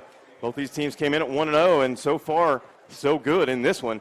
For the Warriors, Bobby Allen, Graham McGowan, Madison Little down on the sideline. And Graham, for me, it's been eye-opening to see how much of this ball game West Orange has been able to control. They've been a relatively disciplined football team. A couple of penalties here and there that they have overcome. But something as simple as just a hard count, jumping the snap, brings you 5 yards in, gives this team the courage to go for it, and they get a 5-yard touchdown. Here's a deep kick fielded inside the 5 by Apopka. Coming up the far sideline and being upended is Malik Nicholson. So West Orange not only scores, but Apopka has to start at the 20. I'm just going to throw. I'm just for the sake of deja vu, right? Because as a baseball guy, and it's like deja vu all over again, Yogi Berra. But imagine if we get a touchdown here from Apopka, and go in the half 13-6. Oh yeah. Do we see another Jones Coco team coming back from behind and making something happen? I mean, Apopka's not done. This halftime is going to be key for them, same as it was for Jones High School. That's a very good point. Year, very good point. Last week. That was a great game that we got to call. Here's a pass over the top with all kinds of room at the 40, upended at the 45, maybe the 47. Good play there from Apopka, and that's not only the biggest play from scrimmage that they've had tonight, but really puts them in good shape, 1st and 10 near midfield. Yeah, not much of a question. That's Bryce Harrison, 6'5", the senior, listed as a tight end, but works as a receiver on the outside. had one catch for 27 yards last week. But, yeah, loves being that wide receiver. He's big. He's physical. He's got probably the biggest hands on the field and will fight through contact. Here comes Apopka's run game. This one goes for about 4, maybe 5 yards. And that's going to be the key. Yeah, that's going to be the key for Apopka is getting Bryce Harrison involved. He's a great blocker on the second level coming off the tight end position, but works on the outside, and there's not a whole lot you can do to stop him. You know, I mean, when he's wide open, he's going to lower the shoulder and try and drop the boom. It's just a matter of can you handle that and slow him down enough. Here we go, Bryce. We see, Brian, I'm calling one of the players out here. We also see a change on offense, Graham, at the quarterback position for Apopka as this run play goes for about 3. We now see the backup in the football game, Tyson Davison, in at quarterback. Yeah, the freshman, like I said, 9 of 27. Trying to change it up. 9 of 27, 27 yards. So he had the completion to Harrison last week, threw an interception, but still allowed Apopka to come back.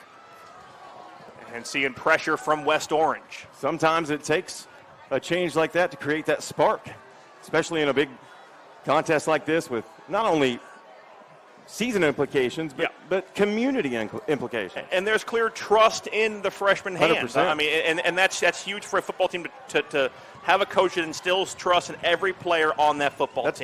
That's probably the best point in that is that they trust him, and here they're going to use his legs, and he's able to get the first down. Gets down to the West Orange 40. So a positive play there, and so far so good on this drive with Davidson out there at quarterback. Apopka is still going to keep Roberts in the backfield.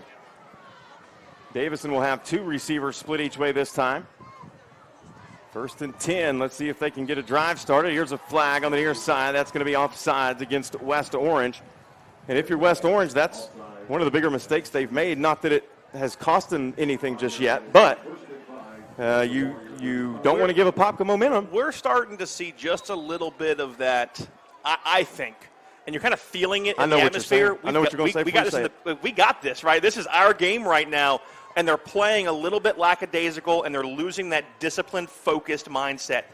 If you see one more penalty or a discombobulation on defense, look for a timeout from the West Orange sideline. You're 100% right. Complacency can be a killer, especially in a game like this. Here's a handoff in the backfield. Maybe a little bit of miscommunication as the ball from Davison was handed off to Roberts, and it was just miscommunicated enough to allow that pressure from West Orange, and they get in there to kill that play. And that was it right there. You saw the entire, second level, that linebacking core slide over together to their left. So as soon as he even tried to get past the initial blocks on that C-gap on the far side, there was nowhere really to go. It was just take what you can, get down, come back to go ahead and make it a manageable 5 yards to go. Here's Davison again, and now we have whistles and a timeout. It's going to be called by West Orange. We'll take a break with them. 2 minutes to play. First half, 13-0 West Orange on top. Back in a moment, right here on the Varsity Sports Network. We're often asked, what's more important in retirement, having a great plan or working with a great advisor? The answer is that both are vitally important to your retirement success. Retirement planning is not just a one and done. Even the best plans will need to be adjusted. That's exactly why you need an experienced partner to guide you on your journey. How confident are you?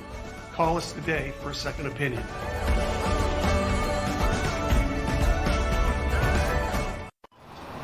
We're the Apopka Blue Daughters, and this is the game of the week on Varsity Sports Network.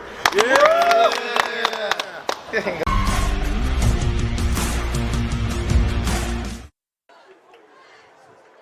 Once again, here at the Wingstop broadcast booth, as you saw Malik Nicholson and some of the Blue Daughters from our media day, and now we get a good look at the West Orange cheerleaders.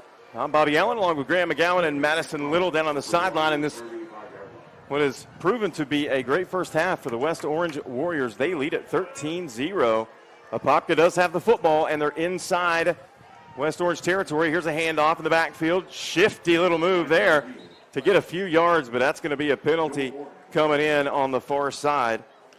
Hard to not be a hold there coming on the far sideline. As soon as you get outside the tackles, you're looking at your wing guys to make that call. Yeah. And that is going to be the call. So again, right, we see momentum coming, and all of a sudden, Apopka maybe feeling that momentum, trying to create something they don't need to create right now. You got plenty of time, right? I mean, you're driving down the field comfortably. You're chewing up yards. That's the exact kind of offense we both talked about to open up the night, where it's going to be 3 and go. 3 and go. It's all you need. So at this point right now, stop putting yourselves in second and monster positions where you have to try and spin the ball, because it's not going to be their offense. Even though it's worked on the play to kind of begin this drive, which was very similar to the first play of the game. It's not going to be consistently, monster gains on that every time. Here's Davison, looks to throw, fires down the far sideline, has a man, but overthrows his intended target, streaking down the far sideline. Flag coming from the back judge, and I'm not necessarily. I mean, there was a lot of contact there. I couldn't tell if the defensive back had a control of an arm or if that was a push-off, because all of a sudden there was big separation. This is going to be interesting to see what this penalty is.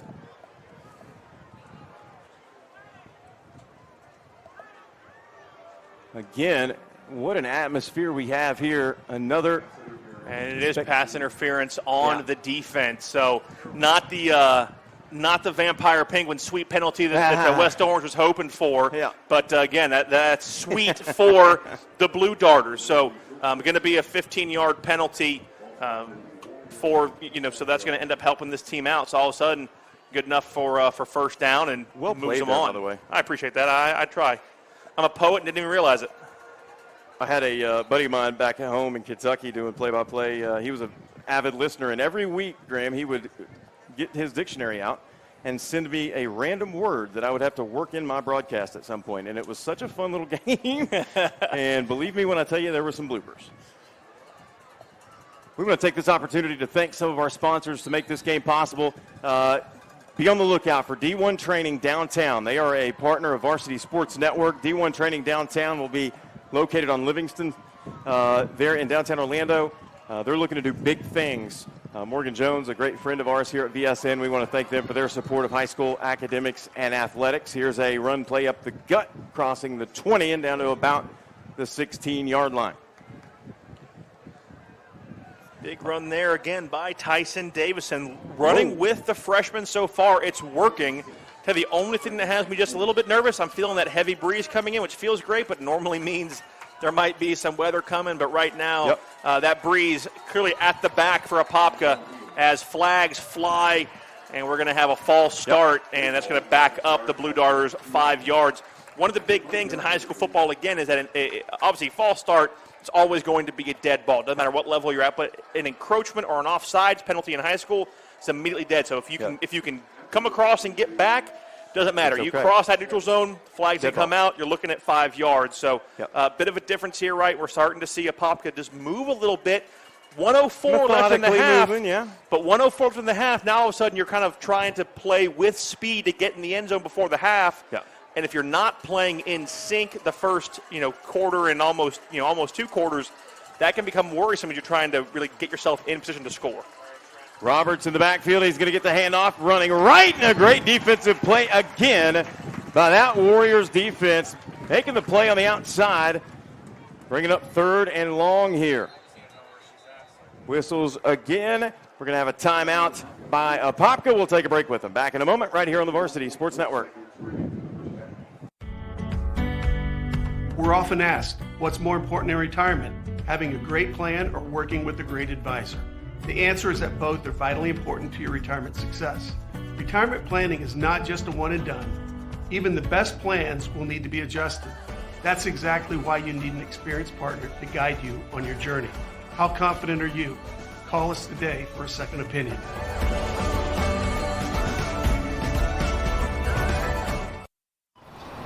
We're the Apopka Blue Darters, and this is the game of the week on Varsity Sports Network. Yeah!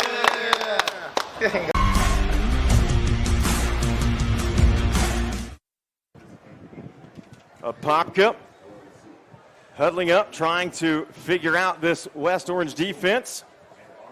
Here in this great game so far, West Orange leads at 13-0 as it looks like a little bit of weather's rolling in.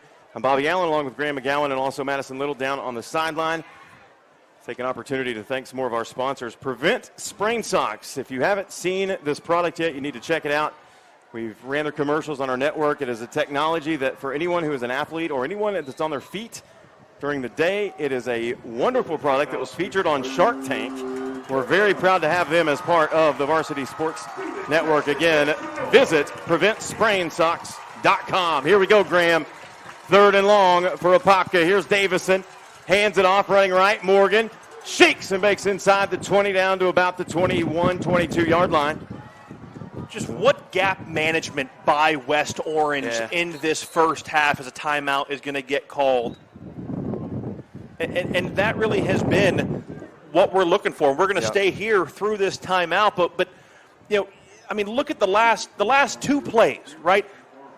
Quarterback option going towards the right side.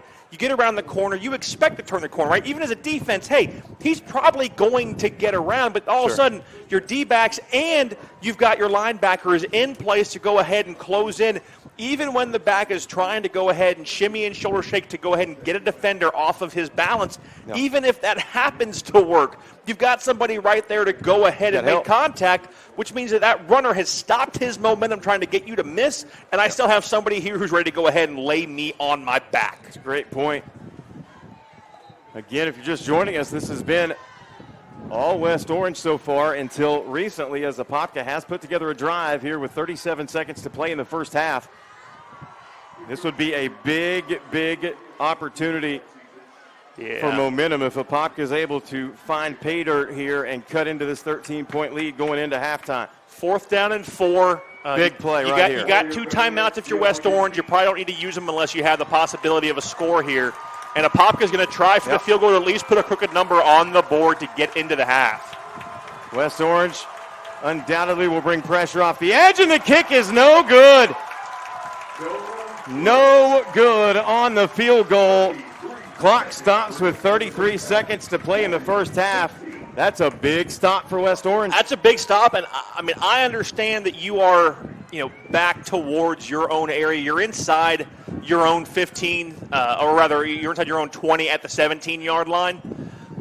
I am not telling Coach Thompson to absolutely air it out here, but do I have an issue if he takes one good shot if it opens up down the field? No. Absolutely not. You've had a great running quarterback all day. Yeah. If they can commit to that and you can get one guy open down the field, you take your shot and you see what comes with 2 timeouts and 33 seconds remaining. Absolutely right.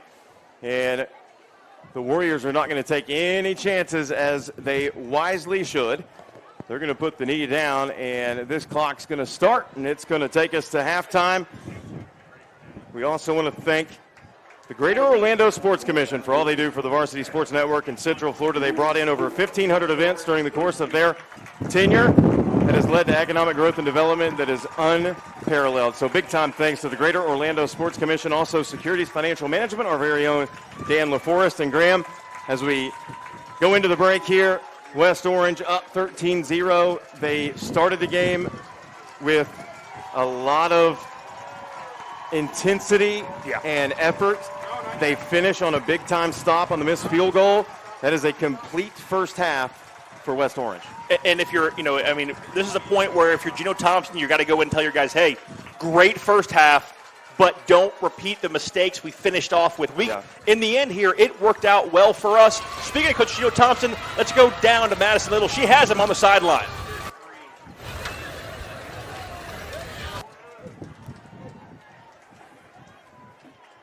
13-0, Trevor Jackson. What is it like having his legs on the team?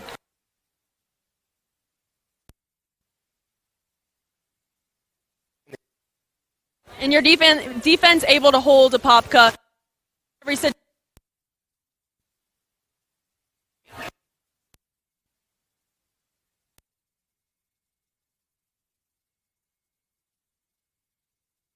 We got to do some.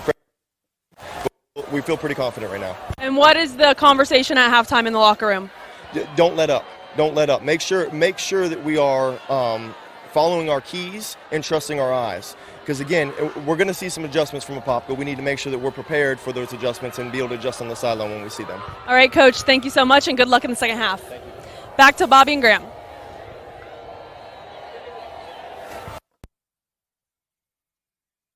Halftime break again, 13-0. West Orange leads Apopka in front of a packed house here in this backyard brawl. We'll take a break.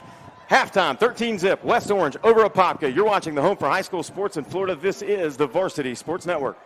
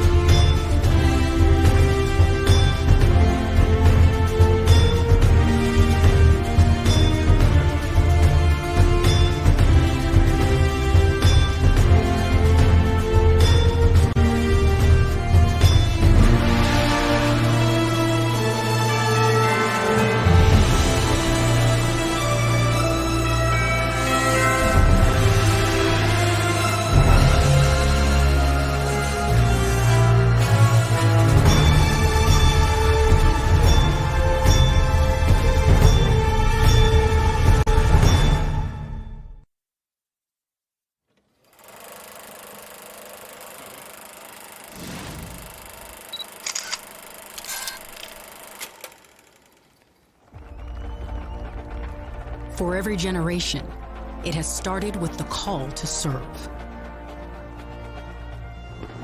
Discovering the purpose and the belonging earned with the title. Learning to dig deep and push through adversity together. Defending our nation and its people.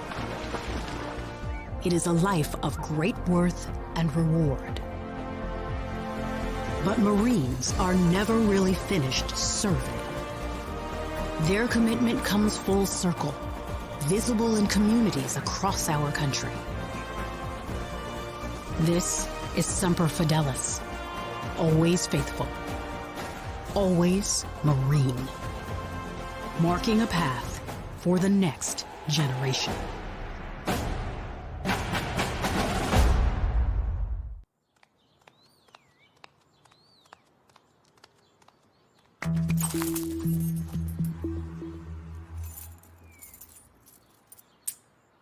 Marijuana can impair your ability to drive, and that affects much more than just you.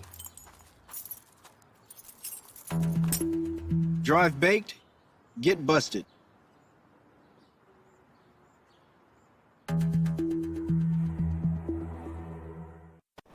We are the West Orange Warriors, and this is the Game of the Week on the Varsity Sports Network.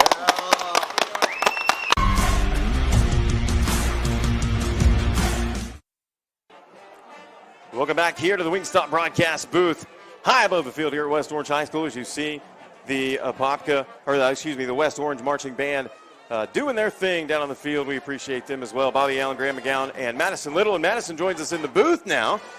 She does an outstanding job for us down on the sideline, and we can't thank her enough. And we're so lucky to have her on board here at VSN. And Madison, I think you have something special to show us. Yeah, well, first of all, definitely a different view up here. You guys see it all from up here, whereas I'm really up close. But what I did see up close is that O-line is really held down by two individuals, and those are the Rife twins, Grayson and Brody Rife. And at our media days a couple weeks ago, I had the chance to really test their twin telepathy. You know, you have to be in tune to be able to defend that line together. And I think they are. So let's go ahead and throw it back to media days for some twin telepathy with the Rife twins. Hey guys, Madison Little from Varsity Sports Network, and I'm with the Rife twins, Grayson and Brody. How are you guys? Good, how are you? We're gonna test their twin telepathy football style. Are you guys ready? Oh yeah. Okay, now use your twin powers and tell me on three. Name a professional football team. 3, 2, 1. Chiefs. Okay, let's go again. Color. All right. Ready? 3, 2, 1. Green. All right, and last one, we're gonna do a number. Ooh. A hard one. All right. Are you ready? 3, 2, 1. 50. All right, we got 2 out of 3. That was pretty good. Pretty All right, guys, I think it's official. Twin telepathy is a real thing. Yep. Thank you, guys. And welcome back. Those were the Ripe twins from West Orange High School. And I know I said it in the video, but I think it's official. They definitely have some twin telepathy going on. But stick around because we're going to go to a quick break. And then when we come back, I'll be back on the sidelines where I belong, and it'll be Graham and Bobby Allen up here in the booth. This is the Varsity Sports Network. For every generation, it has started with the call to serve. Discovering the purpose and the belonging earned with the title. Learning to dig deep and push through adversity together. Defending our nation and its people. It is a life of great worth and reward. But Marines are never really finished serving. Their commitment comes full circle, visible in communities across our country. This is Semper Fidelis, always faithful, always Marine, marking a path for the next generation. Hi, I'm Kevin Harrington, an original shark from Shark Tank. Protect your ankles with Prevent Sprain socks. In sports, we wear all types of equipment to protect ourselves from injury. We use helmets, mouth guards, shoulder pads, chest protectors, and knee, elbow, and shin pads for protection and prevention. One of the most important, yet neglected parts of the body are the ankles. Research shows that more than 30% of all sports injuries are ankle-related, and 62% of all ankle sprains happen during practice and training. Just think about it. Very few sports can be played with an ankle injury, and it can take 1 to 3 weeks to heal, sometimes months to get back to full strength and mobility. Preventing an injury is key in any sport and applies to any job where you're on your feet all day as well. Prevent Sprain socks were scientifically designed and engineered for support, stability, and performance. Stay active with PreventSprainSocks.com.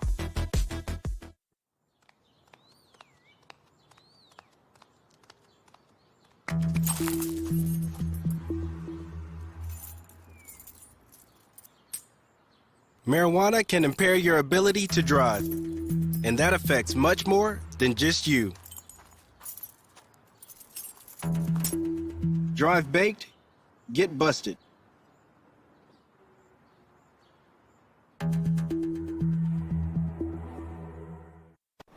We are the West Orange Warriors, and this is the Game of the Week on the Varsity Sports Network.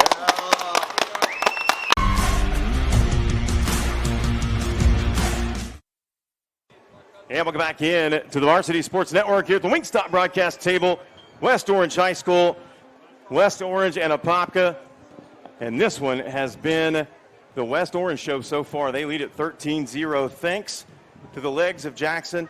A 19-yard TD run made it 7-0. He followed that up with a 4-yard touchdown run to make it 13-0, missed extra point. And then at the end of the game defensively, West Orange is able to hold Apopka off the scoreboard, getting a piece of the field goal that Apopka tried to take with about 33 seconds left in the first half. And that led us to our halftime score of 13-0. We'll take a break. Back with more here from West Orange. You're watching the Varsity Sports Network. Are you in the market for the finest athletic apparel available? Check out theimperialpoint.com. Fully sublimated designs, top quality, made in the USA apparel for any team and any fan. Check them out today at theimperialpoint.com or give them a call at 800-801-4884. Imperial Point Apparel, made in the USA.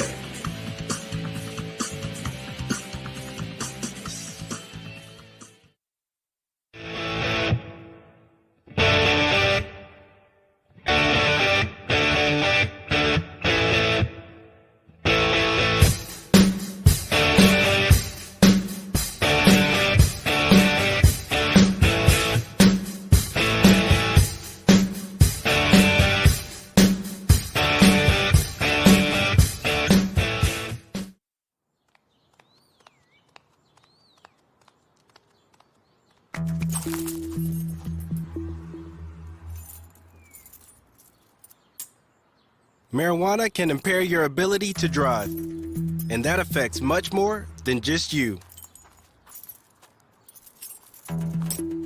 Drive baked, get busted.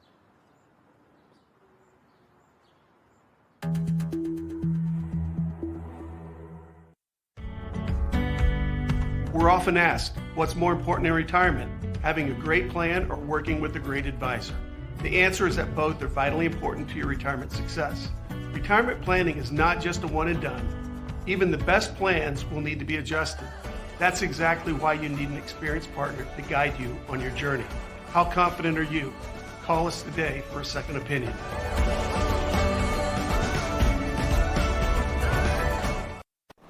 We are the West Orange Warriors, and this is the Game of the Week on the Varsity Sports Network.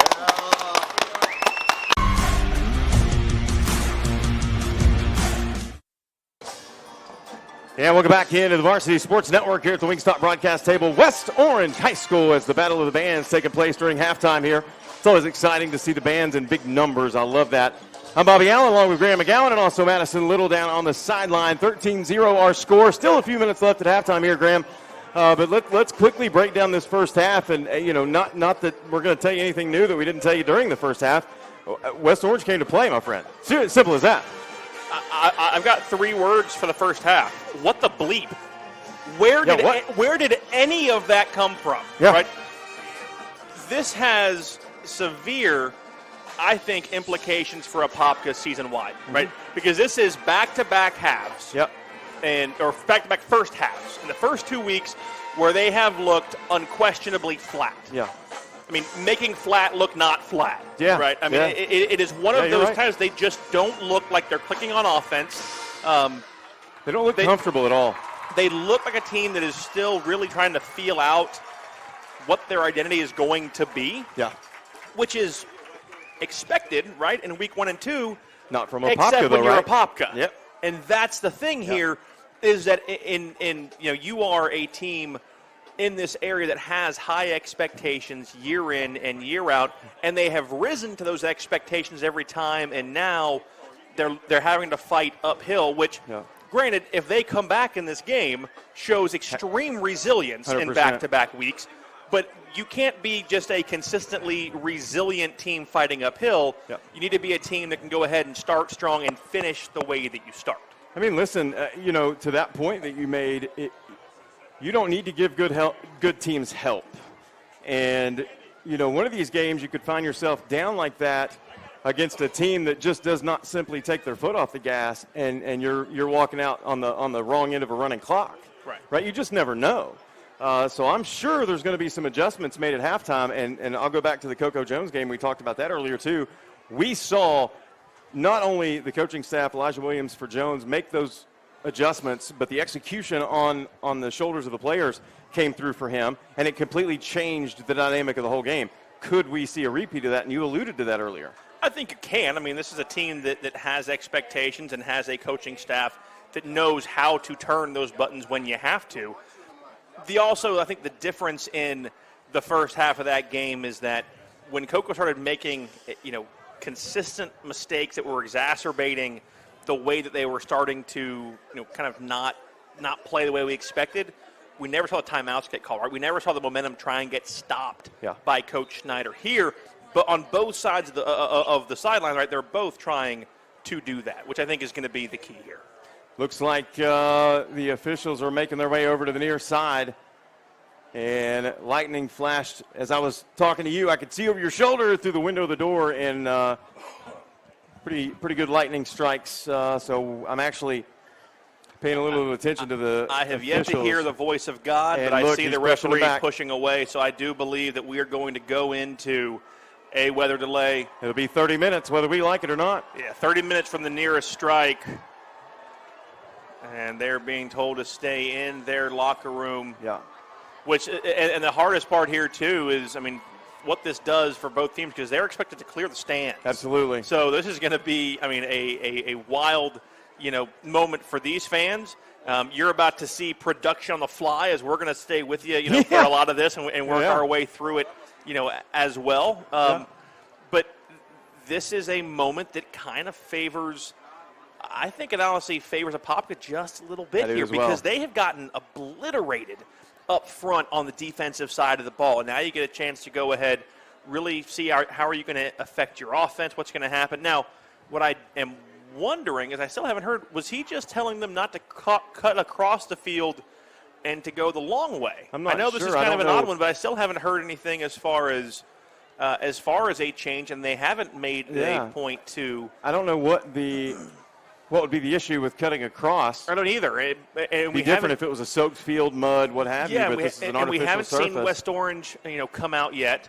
I know Madison's on the field, and she's trying to work on figuring out what's going on. So hopefully she's down there. Looks like Apopka is turning around and heading back toward their locker room. We'll keep it here for just a minute as we try to decipher what's going on. There's a really cool vantage point we got here. A great view. The scenery's awesome. Baseball field behind the visitor bleachers as well as the softball fields all lit up, as you can see now on screen. The Apopka players gathering down to our left. Little bit, few questions as we see the cheerleaders also grouped up, and they've all got their backpacks on, Graham, and that would also indicate that they are going to push. Yeah, and checking the radar, and I'm certainly no weather guy, and I mean I am probably only right 10% of the time, but pretty severe bit of weather coming from the Claremont side with a lightning strike. Yeah. So that is probably going to be within or right on the verge of being within that 8 to 10 mile radius that we have to go ahead and stop playing.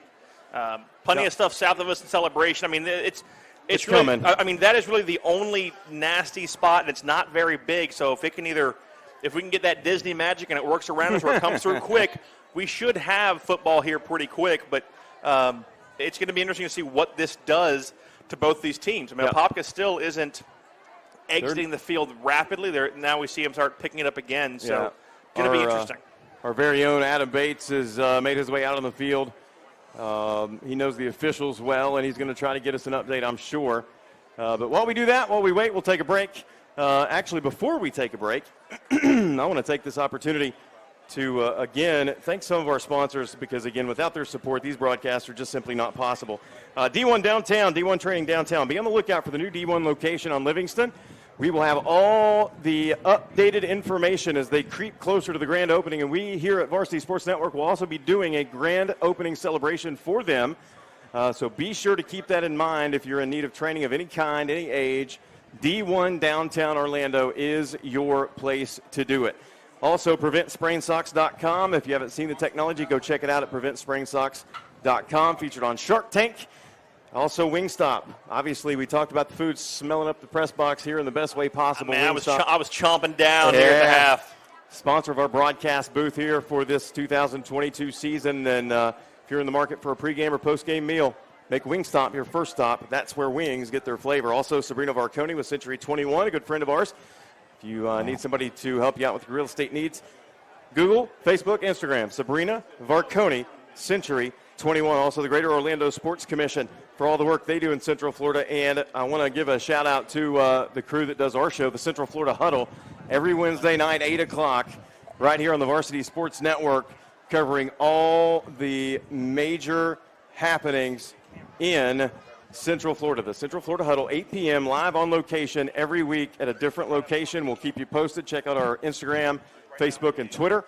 And also that is followed every Wednesday at 9 o'clock by the Florida Gridiron Report with our very own Dan LaForest and the legend Larry Bluestein. That's at 9 p.m. So Wednesday, big night for Varsity Sports Network. 8 p.m., Central Florida Huddle. 9 p.m., Florida Gridiron Report. We are going to be under a weather delay. So we'll weather about 6 miles out, so we're going to be in a delay here for just a little bit. Yeah. We'll take a little bit of an extended break, but we are under a weather delay. We'll come back and keep you posted as we see quite a few fans exiting the facility as that last lightning strike was pretty close. So before everyone, and I heard the whole place freaking out over what they saw, it actually was someone right down at the front of the tunnel with a camera. Was it really? It was. That was a heck of a Nikon, but it was not a lightning strike, thankfully. Yeah. That was a light bar on a 4x4. All right, we'll take a break. Back in a flash. Back in a flash. Ladies and gentlemen, Graham McGowan. We'll take a break. We'll keep you posted on the happenings here from West Orange. Our scoreline 13-0, Warriors over the Blue Darters, lightning delay. So we're going to take a pause. We'll be back right here on the Varsity Sports Network.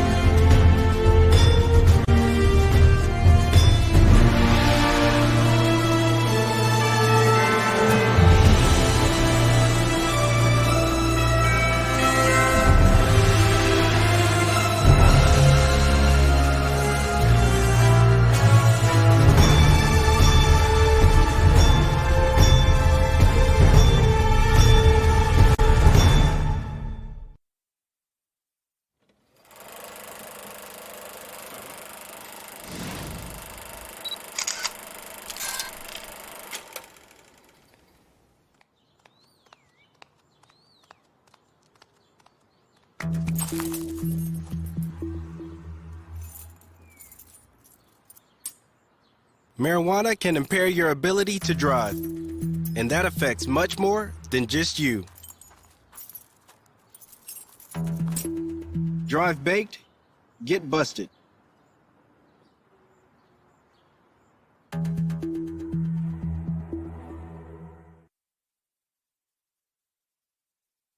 Searching for meaning in a relentless world, always connected, but somehow alone, trapped by illusion. We offer another path, where the battle to belong begins. Awakened by a calling, united by the cause you fight for. No one can take away what it means to be among the few, the proud, the Marines. In sports, we wear all types of equipment to protect ourselves from injury. One of the most important, yet neglected parts of the body are the ankles. Research shows that more than 30% of all sports injuries are ankle-related. Preventing an injury is key in any sport and applies to any job where you're on your feet all day as well. Prevent Sprain socks were scientifically designed and engineered for support, stability, and performance. Stay active with PreventSprainSocks.com. We are the West Orange Warriors, and this is the Game of the Week on the Varsity Sports Network.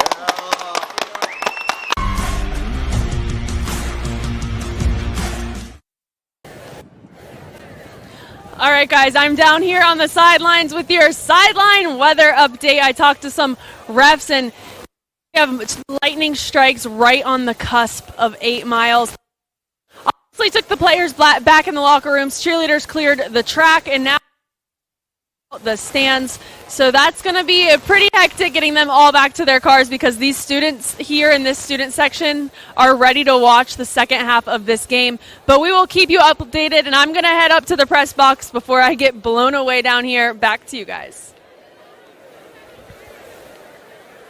Searching for meaning in a relentless world, always connected, but somehow alone, trapped by illusion.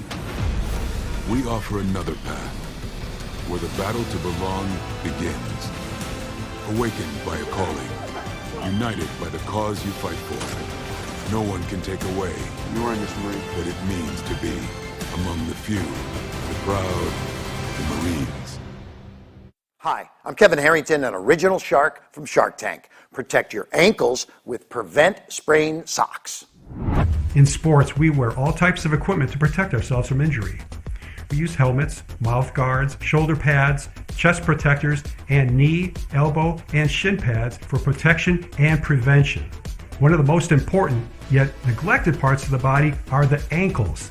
Research shows that more than 30% of all sports injuries are ankle-related, and 62% of all ankle sprains happen during practice and training. Just think about it. Very few sports can be played with an ankle injury, and it can take 1 to 3 weeks to heal, sometimes months to get back to full strength and mobility.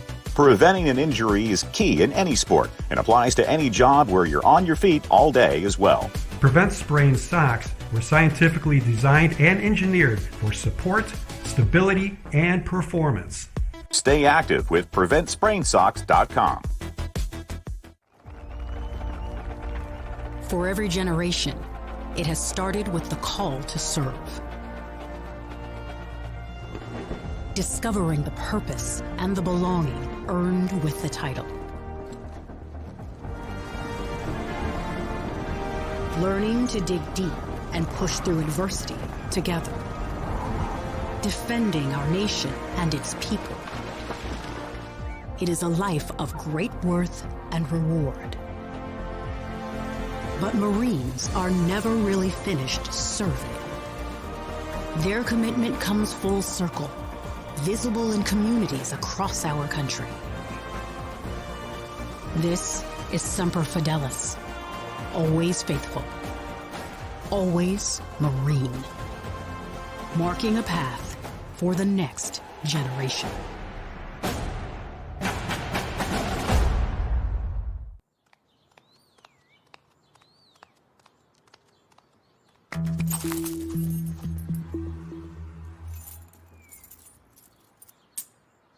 Marijuana can impair your ability to drive, and that affects much more than just you.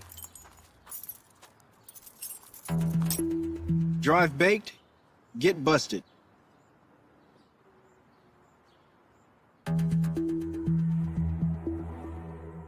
What's up, sports fans? This is Bobby Allen, broadcaster for the Varsity Sports Network, and I'm here to tell you about an incredible opportunity that your business can advertise with us on the only 24/7 high school sports network. We can base any package around your budget or advertising needs, and it is unparalleled in comparison to other opportunities out there. We cover every inch of the Sunshine State with 16 channels of varsity sports coverage.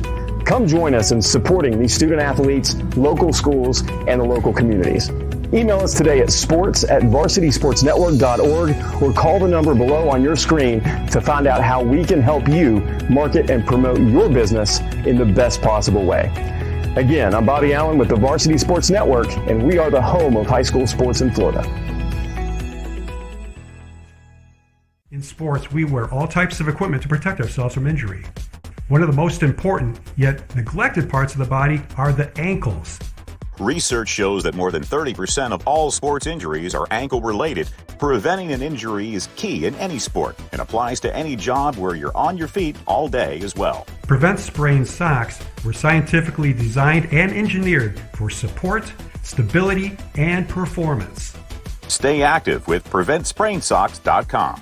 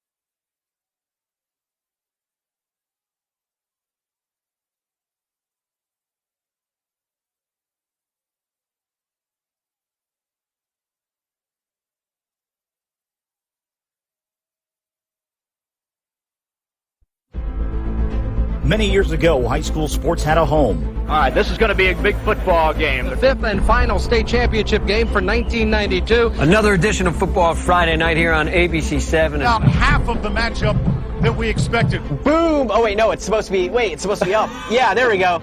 Then the Friday night lights suddenly faded away for many of those watching from home. That was then, and this is now. A world in which high school sports around the state have joined the revolution for all fans in one single place.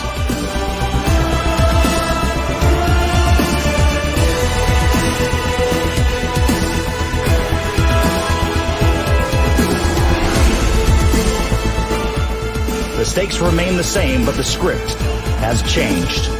High school sports has a new home. This is Varsity Sports Network. And welcome back into the Varsity Sports Network, high above the field here at West Orange High School. We are coming to you live from the Wingstop broadcast booth.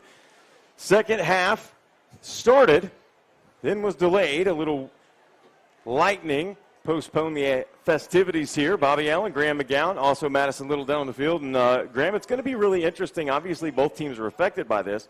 But it's going to be interesting to see what happens. And you talked about the delay early. You kind of felt like it may favor Apopka, and I tend to agree with you because they came out of the gate so slow. This is an opportunity for them to essentially start this game over with a different mentality. It is, but I will say I think I reserve the right to change my opinion just a little bit. And the main thing is going to be not that I think it favored Apopka initially. But as time went on, now all of a sudden, you're kind of wondering, okay, are we going to finish the game, depending on what the weather's going to be? And now, if you're West Orange and you realize, okay, we've been sitting for the last 2 or 3 hours, we have a team here that's just as rested as we are, but down 2 scores, and they only have a half to get there. And I think West Orange now is realizing now they've had a chance to kind of, relax, recuperate, whatever they've been doing in the locker room. Coach Thompson's been talking to them, getting them prepared, kind of letting them be and get ready for a football game. You're looking at this, we're even seeing the same kind of warm-ups that West Orange was running at the beginning of this game prior to kickoff.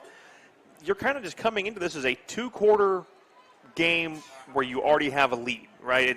Think of it, we're talking about practice for the most part for these guys. Here's the situation, we're going to go out, we're going to play football, and that's what it's going to be. And I think in the end that it's going to work out better for West Orange. Apopka is really going to have to fight uphill.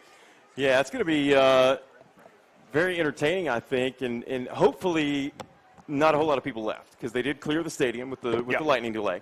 So, certainly my hope is that for the most part people all come back because this atmosphere was crazy. If the band didn't leave, then I think we're going to have the majority of the fans back in the stadium. Yeah.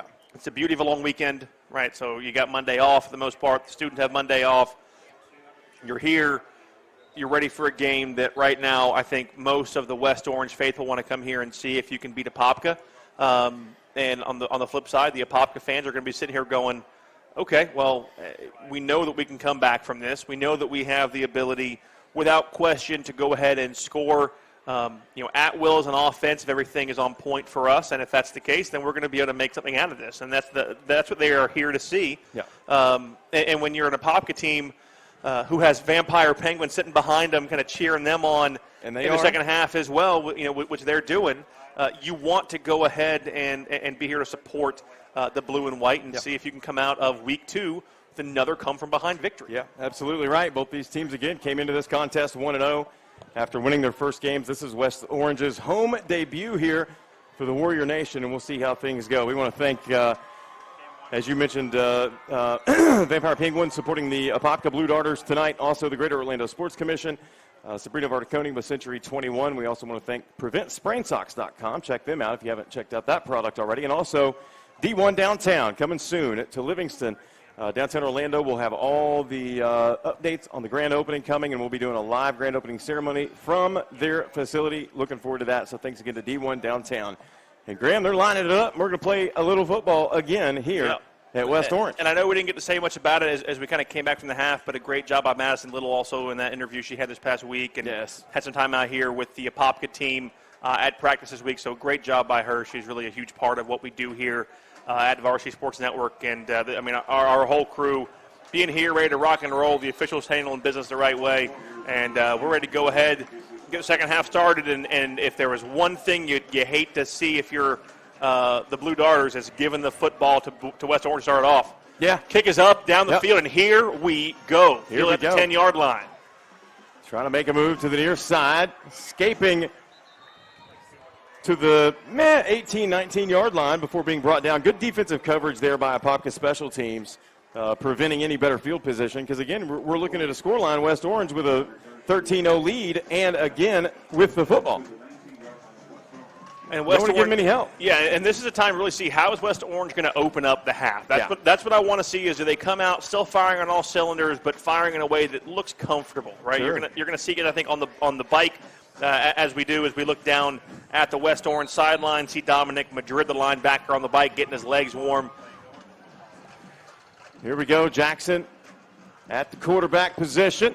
Keeps it, coming to the near side, can use his legs effectively, and again he's tripped up as he crosses the 20 out to about the 23-yard line. Good pursuit there by Antoine Robinson. Definitely. That's the junior strong safety. 5'11", 184, needed all of that 5'11" to chase him down.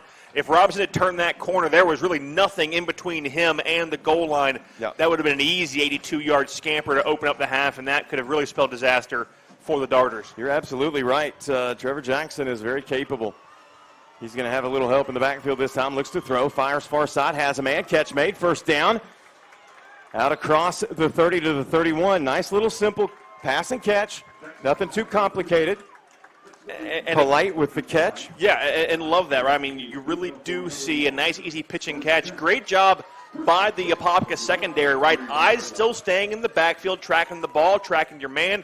Once you go ahead and see the commit to the pass, they stop, they turn, they crash on the ball. Great motor by all three backs. Brings him down. Still a good first down for West Orange. Two receivers split to the near side. Single man to the backfield. It's going to be a keeper again. Jackson cannot get the edge this time on the high side of the field. Great defense coming in there for Apopka. That secondary very active. That was Zedrick Roberts. Looks like it. Number 5, I think. Was it? As I'm trying to see, I can't tell if that's an 8 or a 9. I mean, either way, it looks like it's an offensive player really listed on our roster playing on the defensive side of the ball. My guess, looking at it, I think it was Tracy or Tacoy Baskerville, rather, the 6-foot wide receiver. I mean, playing DB kind of makes sense with the hands and the height. Oh, there I saw it. It was number 9, Donovan Muldrow. Okay, so the running back, sophomore running back. Good call. He's going to back off the line just a little bit. And folks, keep in mind, we're a pretty good ways from the field. Here's Jackson showing his legs, trying to make a move, gets across the 30 and makes a business decision and gets out of bounds at about the 32 as pressure came. He gets back across the original line of scrimmage. And that was Jordan Bridgewater, the 6-foot, 160-pound junior on the outside. And you can see him trying to, hey, I'm coming this way. I'm trying to come to you. Yep. He couldn't get separation, but also didn't engage his defender fast enough. True. Key, though, is you saw him get his hands out there, but pulled him back, didn't get a grab, allows a positive yard gain. I mean, it's not much, but it's, it's a lot more east-west than it was north-south. Sure. But enough to go ahead and get you third down and 9 to make something happen. Single receiver near side, trips up top. Empty backfield. Jackson rolls to his right, looks to throw, has a man, catch is made out across the 35 and dropped at about the 38-yard line. Again, another easy pass. Good-looking ball there from Jackson again. He put some mustard on it, and he's got a tough arm. Unfortunately, here it's going to bring up 4th and short. Yeah, that was Sidney Rogers, the junior wide receiver, and that's one of those moments where you see, right, that's the difference in a really next-level wide receiver and a good high school wide receiver. Sure. Great catch in open field, but doesn't get his feet stopped fast enough, can't get turned up field as fast, and ends up not being able to go ahead and explode those next 3 yards to try and get you for a first down. Great point as we see the punter, Jack Simonetta. He has a good leg. The righty's going to try to let this one fly. Apopka with a single deep man stands at about the 30 to the left of the screen. We'll see what they do here as they tried to pull Apopka off sides, and they're going to get a penalty, dead ball, delay a game. That'll back Simonetta up just a touch. Maybe that's not. Let's see. Yeah, actually, I think that would have been a 5-yard false start penalty. Either way, it's still going to be fourth down and about 8. And they're going to, and the Darters are going to put a receiver back almost with his heels on the 35-yard line. So West Orange punts again. Only the second time they've punted in this game, and again a flag comes in from the near side. That's going to be offsides. Boy, they wish they'd have had that one play ago. They'd have had a first down. Now, what I couldn't tell at first. I saw our linesman go ahead and then point towards the backfield. Couldn't tell if he was saying that the offensive player came across the zone as he was kind of coming out towards the out towards the gun position on the left side of the punt formation. Good snap. Gets the kick away. It's going to hit the ground at about the 35 and take a little bit of a Apopka roll, or West Orange roll, excuse me, backing them up inside the 30 to about the 28. That's where the Blue Darters will take over. And this, again, we see an opportunity where Apopka's defense came out, stopped West Orange. They get the football back in a very important drive. This could be right here for the Blue Darters. You give up a couple of nice plays, you have a chance now to go ahead and you get in quick, you get a stop, right? Good defense, really knows, strong nose to the football. So that's the Apopka defense we've been waiting to see. Now it's time to see, is this the Apopka running game that we've been waiting to see? And the big thing is going to be, do they put the senior back under center, or do they go with the freshman hand that was going ahead and getting him almost into scoring position at the tail end of the first half? We'll see what they do. They are going to put Roberts still in the backfield. And it's going to be the freshman back in at quarterback, Tyson Davison. Interesting call there for Apopka. They clearly liked what they saw when he came in the second half. And really, let's be honest, he kind of, when he came in, they kind of started to put some drives together. He galvanized the offense the most that we had seen in those last 5 minutes. And if they had just been a little bit more consistently flowing down the field, had a real good chance of putting 6 on the board. 100% right. Bunch formation near side. ISO up top, single man to the backfield. And it's going to be a handoff. Coming to the near side, and nothing going on there again for Roberts. Big credit to that defensive unit from West Orange. They've been all over the place. One of the men in on the tackle, Devin Jackson, one of the defensive backs. Yeah, very talented young man. And that was great pursuit there from the 6'1 freshman. Plays free safety and cornerback, so a big hitter playing over the top on free safety. But you really saw the linebacking core come in there. It wasn't necessarily the most gap-disciplined pressure coming from West Orange, but it forced the runner to come out to the right side with great pursuit, and they bring him down for minimal gain. Davison keeps it. Pressure comes, and West Orange is all over him again. Graham, they cannot keep West Orange out of the backfield. There's nothing that you can really do there, and at the end of this, right, this is not the kind of football where you can roll out and just wing it down the field. No. There is no tackle box, is what you would think of when you think about intentional grounding. So he had nowhere he could throw the football. Plus, if this is a designed run, there's a great possibility that you've already got guys downfield. So you're either going to throw an incomplete pass that's going to get you nowhere, or it's going to get you a 5-yard penalty for an ineligible man. So again, we're just not seeing great decision making from the quarterback, but also the play calling is just not quite what we expect. Pressure comes. They almost get that punt, and this is dangerous. Castell can flat play. This time he's going to back off and let the ball trickle down inside the 40, down to about the 38-yard line. That's where West Orange will start this drive. And listen, they've came out here so far and had the momentum. We're going to take a water break. Whistles on the field. Yep, White Hat's calling a water break. We're going to step aside with them. This is the Varsity Sports Network here at West Orange High School. We'll be right back.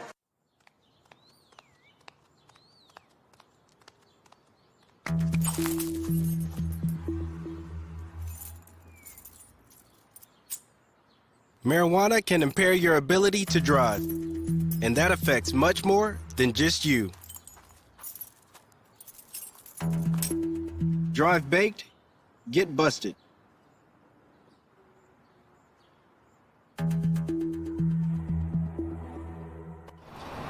We're the Apopka Blue Darters, and this is the game of the week on Varsity Sports Network. Yeah!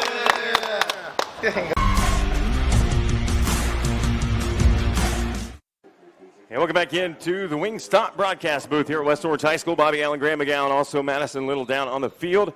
West Orange gets the football back, hanging on to that 13-0 lead after an extended lightning delay of about 45 minutes, maybe a half hour, 45 minutes. We were really interested to see how these teams would respond. So far, we've seen a couple of punts. Now, West Orange goes back to work. Here's a pass from Jackson over the top. Has a man, but overthrows his intended target, streaking down the middle of the field. Jordan Bridgewater, the guy that we talked about in the first half, that they really haven't, singled out offensively yet. They haven't gone to him a whole bunch. I mean, credit Apopka for the defensive coverage on him. But that's one of the guys I'm waiting to get going. It was. I mean, that was actually really, really good throw. I mean, you've got a guy in Bridgewater who has really long legs and really open that stride up in the middle of the field. Had three defenders around him, but they put it where only he could get to it. So if he was able to turn on the jets and run under it, he was the only one going to make a play on that football, or it falls incomplete. So that is kind of the next level thinking you want to have as a quarterback on a throw like that under pressure. Shannon gets the handoff. Bounces outside, tries to cut back in. Nothing going on there as he made that step inside. Defense collapsed on him. Just enough time to allow recovery there. In on the stop for Apopka, Rashad Watson. And again, all I could notice on that as I'm watching Jackson kind of is that pocket is so clean. Yeah. I mean, he wasn't pressured. He had a chance to step up into it. When I talk about being under pressure, I'm talking about a receiver with three guys around him. And still, I mean, he's in full stride with the ball, and, he's running underneath the football. It goes a couple yards past him, but that's right what you want to do. That's exactly where you want it. You catch him in stride like that, you're not going to catch him. Jackson, pressured out of the pocket, comes to the near side, thinks about the throw, now makes a move inside. He's going to be grabbed by Watson again. Helmet comes off as he crosses the 40, and he's stopped right there. So that will bring Jackson out of the game for one play, a requirement under National Federation of High School rules. If your helmet comes off and hasn't been jerked off by or yanked off by a player, you're going to end up having to come out for a play there. So no face mask penalty. That's just coming off because it wasn't tight enough. He'll sit for a play. Not going to be a big deal. It's fourth down. You're going to punt it away anyway. That's exactly right. No harm. Noah Morgan for Apopka. Stands back at about the 30 to receive or potentially receive this punt from Simonetta. Down to 3:45 to play. High snap, and he can't get it off. Apopka comes up with a block, and it goes out of bounds. That just might be the break the Blue Darters need to take momentum into the end zone and make this a very, very close game. This could have happened the first punt of the game by West Orange. There was a holding penalty that did not get called by the protective back just in front of the punter. This time, not able to get a stop on the blockers, gets around, hands up. He was completely smothering that football. That's going to give Apopka the ball inside their own 25-yard line. The best starting field position by either team tonight. Big time. They have got to get more than a 3-and-out here. Got to get something going. Big tight end in the game with two receivers, top of the screen. Handoff's going to go right up the middle and still on his feet inside the 20 down to about the 16, 17-yard line. Tough run there on first down. And I'm trying to tell who that was. I think that might have been Ferguson. It looked like it might have been Noah Morgan, the 5'5 sophomore. And again, we talked about how I believe that is. Yep. Morgan it was indeed. And that's where he is. He's small, and he's just a wiry kind of runner who can make quick cuts, and it works out. It'll turn a small game into a bigger game. This time he gets the handoff, trying to bounce to the outside, but before he can take that sidestep, he was met by nearly half of the defensive unit there for West Orange. They collapsed on him quickly. Brings up 3rd and 5. This is a big third down. And be mindful, a lot of times last year, they liked doing the direct snap to Noah Morgan and let him work off the tackles. Uh-oh, got some movement on the hard count, and Davidson is able. I think that's going to be enough for a first down. I think it is too. Davidson with the hard count forces West Orange offside, so that moves the chain, and now they have 1st and 10 at about the 12, maybe the 13-yard line. Big play right there for the young quarterback. Those are the kind of penalties that you hate to see in practice because you know you're probably going to run until you feel really, really bad. Yep. Again, we're talking about a freshman quarterback here who has stepped in this ball game and really changed the momentum here. He fires one across the middle. It's going to be just behind his intended target. Dangerous place there. Lurking on the coverage was Devin Jackson for West Orange. And that is the sign of a quarterback who just doesn't quite understand the nuance of the pocket. He really had a good seal on the left side, and the blockers were there to give him space on the right. He rushed that throw, got a little bit too far on top of it, spikes the ball down. Had he led his receiver just probably a foot or more to the right, easily could have had a pitch and catch into the end zone for the first score of the night for the Darters. Instead, now 2nd down and 10 from the 18-yard line. Two receivers stacked on the near side. Single receiver up top. It's going to be a keeper for Davison, but West Orange says no, sir. They lock him down. No gain on the play, if anything, in just a couple of inches. And that's the biggest thing here, right? One of the easiest ways to tell, and I'll tell you this is an official, between a pass and a run, is if you're looking for a run, you're seeing the offensive line come up and out. Looking for a pass, they're going to stand up and try to kind of fan around the quarterback and create that pocket. So even with trying to go ahead and get the offense off on the quarterback draw, because that line engages the way that they do, they were able to get through the gaps. Linebackers held their place, stayed disciplined, and able to stuff that run for no gain, 3rd and 10. Morgan comes in. He'll leak out of the backfield. Davison with all kinds of time. Rolls left. Fires to the end zone, and that's going to be a touchdown. Apopka gets on the board. A 14-yard touchdown strike from the freshman Davison. And they're right back in it, Graham. That was great coverage by West Orange up until the point we scored a touchdown. Roll your eyes. I know that sounds like the most obvious thing, but my point in there is if you watch the defensive back who allowed that one in, he was staring at the quarterback expecting him to take off, right? He's holding the ball. You're thinking he's going to go ahead and try and run it. They were waiting to go ahead and collapse on the ball carrier, and instead he goes ahead and rifles one in there for a touchdown, and now it's 13-6 with an extra point pending. This extra point, very important, but they mess up the snap. Fires it toward the goal line. It's going to be grabbed by West Orange, and that's going to be no good. So both teams now short an extra point, and our game is 13-6 in favor of the Warriors. We'll take a break. Back with more. Don't go anywhere. Right here on the Varsity Sports Network. Searching for meaning in a relentless world. Always connected, but somehow alone. Trapped by illusion. We offer another path, where the battle to belong begins. Awakened by a calling, united by the cause you fight for. No one can take away what it means to be among the few, the proud, the Marines. We're the Apopka Blue Darters, and this is the game of the week on Varsity Sports Network. Yeah!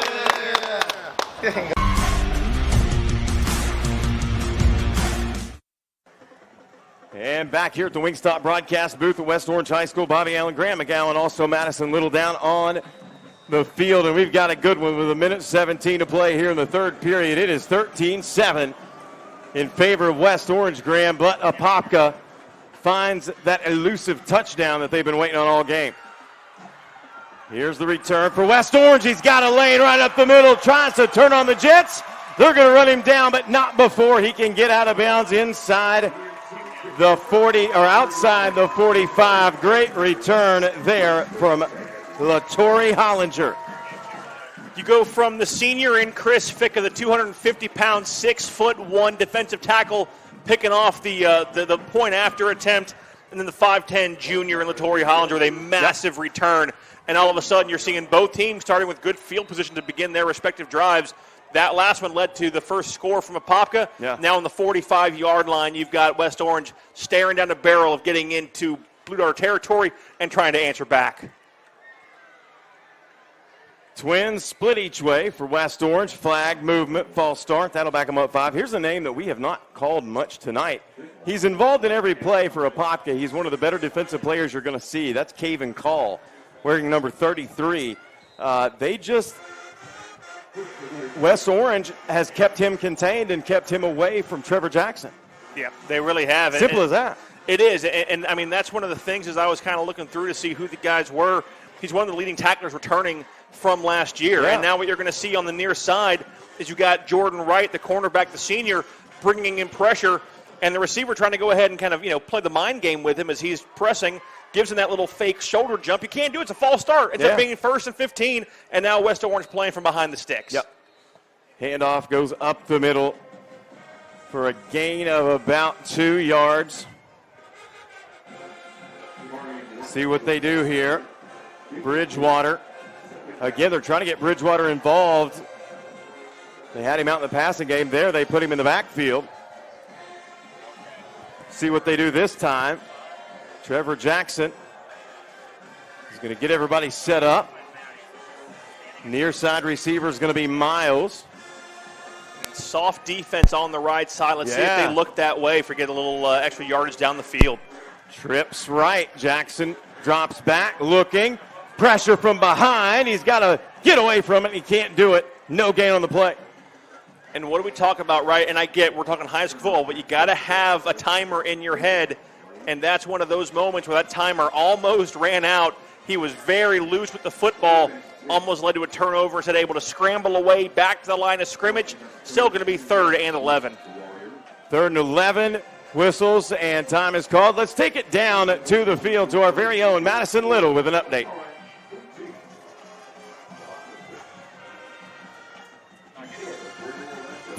2-6. Went out to Apopka's practice earlier in the week, and the coach told me that they hadn't decided who their quarterback was going to be. But, of course, we've seen Tyson Davison in that spot for them tonight. And I asked Coach why there was such a turn-up between who he was going to have on the field, and he told me that neither of them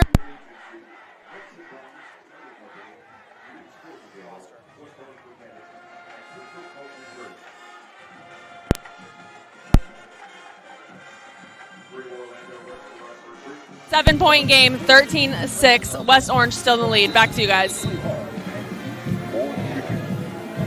Sorry there for a little bit of audio difficulties, but we got it done. Thank you so much to Madison for all she does on the sidelines here for us. I'm Bobby Allen along with Graham McGowan, and we're going into the 4th quarter with a 13-6 ball game. Graham, both teams unable to complete an extra point at one point or the other, and that makes this very interesting as we move forward. Yeah, looking at a 7-point game, and and right now, that last play had the potential of being disastrous.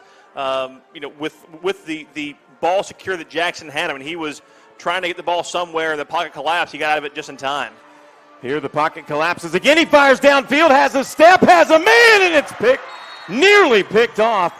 My goodness, what a defensive play there. And that's the from 6'2" junior Marcus Grant. Woo! What a play. And that's, again, Jackson felt the pressure coming and just didn't get enough on his back, like to drive that throw in. That was underthrown by less than a half a yard, but right into the hands of the defenders. It kind of tailed back on itself and luckily just bounces away. And again, they go toward Bridgewater, but cannot find him at that wide receiver position. And that was just really, really good coverage. There was no separation there. It had to have been a perfect pass. And it's one of those where maybe you just overrun it just a little bit and you didn't quite get it the spot you wanted. He was thinking more, let him get it and turn upfield. That's probably a pass where you wanted to go ahead and have him go, catch it and just out of bounds, take the first down, and then pick it up inside the red zone. Antoine Robinson back deep to receive this kick. A little bit of a mishandle. It's live. It touched a West Orange player. Pick it up and run. It's live. Oh, my goodness. They missed that one badly. It was a live football. And you can see Coach Gino Thompson talking with the line judge here. Maybe they saw something we didn't, but that absolutely. It sure looked like the way that it hit the ground, it kind of just died out there. And I don't know if it died flat and didn't bounce, but hard to believe. It fell right at the gunner's feet. Wow, what a turn of events that would have been. But nonetheless. And that's the tough thing, too, is when you realize how good how long that pass was, you almost kind of wish it was picked. It actually would have put Apopka further in their own territory than the punt does when now they start at their own 30-yard line. Here's Davison. Hands off out of the backfield, and a little room to run. Still on his feet in midfield, spinning and churning inside the 40, stays inbound. Zedric Roberts with the biggest gain on the ground of the night, and all of a sudden, Apopka is putting it together. And that's one of those things where you've got a guy who is not the fastest back in the world, but he really takes what he can get and protects the football. Yeah. Every time you see Zedric Roberts with his hands on the ball, it is tight to his body, it is tucked in that arm. He will two-hand it when needed, and he will take what he can get. That was probably the fastest you'll see him kind of get into that next gear. Sure. It's not a whole lot, but it's enough to get Apopka into Warrior territory. Here's a handoff going right up the middle, not much doing there for Noah Morgan. And I could imagine Zedric Roberts being one of those guys that you see him in the hallways in the school with the ball in his hands and people trying to slap it out as he walks down between classes. That's the way he holds the football. A guy who's 5'9", 195 pounds, looks all of it, right? Kind of has that sort of Barry Sanders, short, stocky, big upper body, and really kind of just holds that football tight to the arm. And here is a handoff, and that goes nowhere. Once again, West Orange putting pressure on Apopka and getting in the backfield, and almost literally at the point of contact, they're on it now. And that's Chris Ficka again. Had the pick on the PAT, comes in again right through the gap, no gap protection at all. Yeah. In the backfield, I actually thought at first when I saw his shoes rolling up, thought the ball had come out as fast as he got to him. Surprised it didn't. So really good job, at least on ball security for Apopka. Now they got to go ahead, turn around, and try and make something happen out of 3rd and 16 with under 10 minutes to go here in the game. Big play right here. See if West Orange brings pressure. They do. Davison's able to get it out. Had a man, but that ball might have been slightly batted as he released it because it had a very funny spin on it. Definitely and had fell kind of that, very short of his had that intended lame target. duck sort of wobble going down the field, and I think also he's maybe just again. My question would be, we don't know, what is the hand size of a freshman quarterback? His footballs are pretty big. You get wet conditions on a turf field. It still isn't fully dry, and it's humid outside. Easily could have slipped out because you also could tell he was aiming where his receiver was, and it slipped, kind of ran up on him. He just couldn't cut in and make that catch. Opportunity now for Apopka to pin West Orange deep. High punt. Being fair caught at the 22-23 yard line by Castell. And that's where West Orange will take over. So again, the defense holds. And listen, I'm going to read some names because these boys have gone to work tonight. Dominic Madrid, Latori Hollinger, Donovan Lanier, Devin Jackson, Powell Chestnut, also Chris Ficus, Shaka Scott, and Grayson Rife. Listen, Bryson Fury's been in there. These defenders for West Orange, a flat came to play today. Here's a fake pitch. Jackson keeps it. Fights his way forward for a gain of about 3 yards, maybe 4. Good cut block. Yeah, good cut block on the right side. Goes ahead and gets the defender off the block, allows that hole to open up all around the end on the left. Explodes forward, gets a good 4-yard gain. Solid play to start out the drive for West Orange. And at this point, as you're almost at 9 minutes to go, you just need to, in the words of Chris Berman, tick. Let it come. Just let it happen. Let the time run off the clock. You still got to play to win. You're only up by 7. But I like that they're still going to be the offense they are. They're going to balance it out. They're going to stretch it out right now with 3 wide on the near side to us. They're going to play West Orange football. Quick hitter right down the middle. Catch made. Good, solid play there for enough for a first down. They move the chains. Listen, I'm not big on player comparisons. That's just me because I want each player to be their own guy. But I will tell you, and I heard somebody say it before the game, and it's not just because they have the same last name, but the way Lamar Jackson plays is very similar to what we're seeing out of Trevor Jackson here for West Orange. His movement, his ability to quick release out of the pocket, his stride even. It's very reminiscent of a Lamar Jackson-ish player. He is, and I think that the thing here, right, the defenses aren't as complex in high school, but he is not a frenetic quarterback. He does not really get frazzled. He's calm in the pocket. He steps up. His timer may not go quite as fast, but it's still there. It's a timeout by West Orange. We're going to go along with them. We'll be back here at West Orange High School's Varsity Sports Network. Stay tuned. We're often asked, what's more important in retirement, having a great plan or working with a great advisor? The answer is that both are vitally important to your retirement success. Retirement planning is not just a one and done. Even the best plans will need to be adjusted. That's exactly why you need an experienced partner to guide you on your journey. How confident are you? Call us today for a second opinion.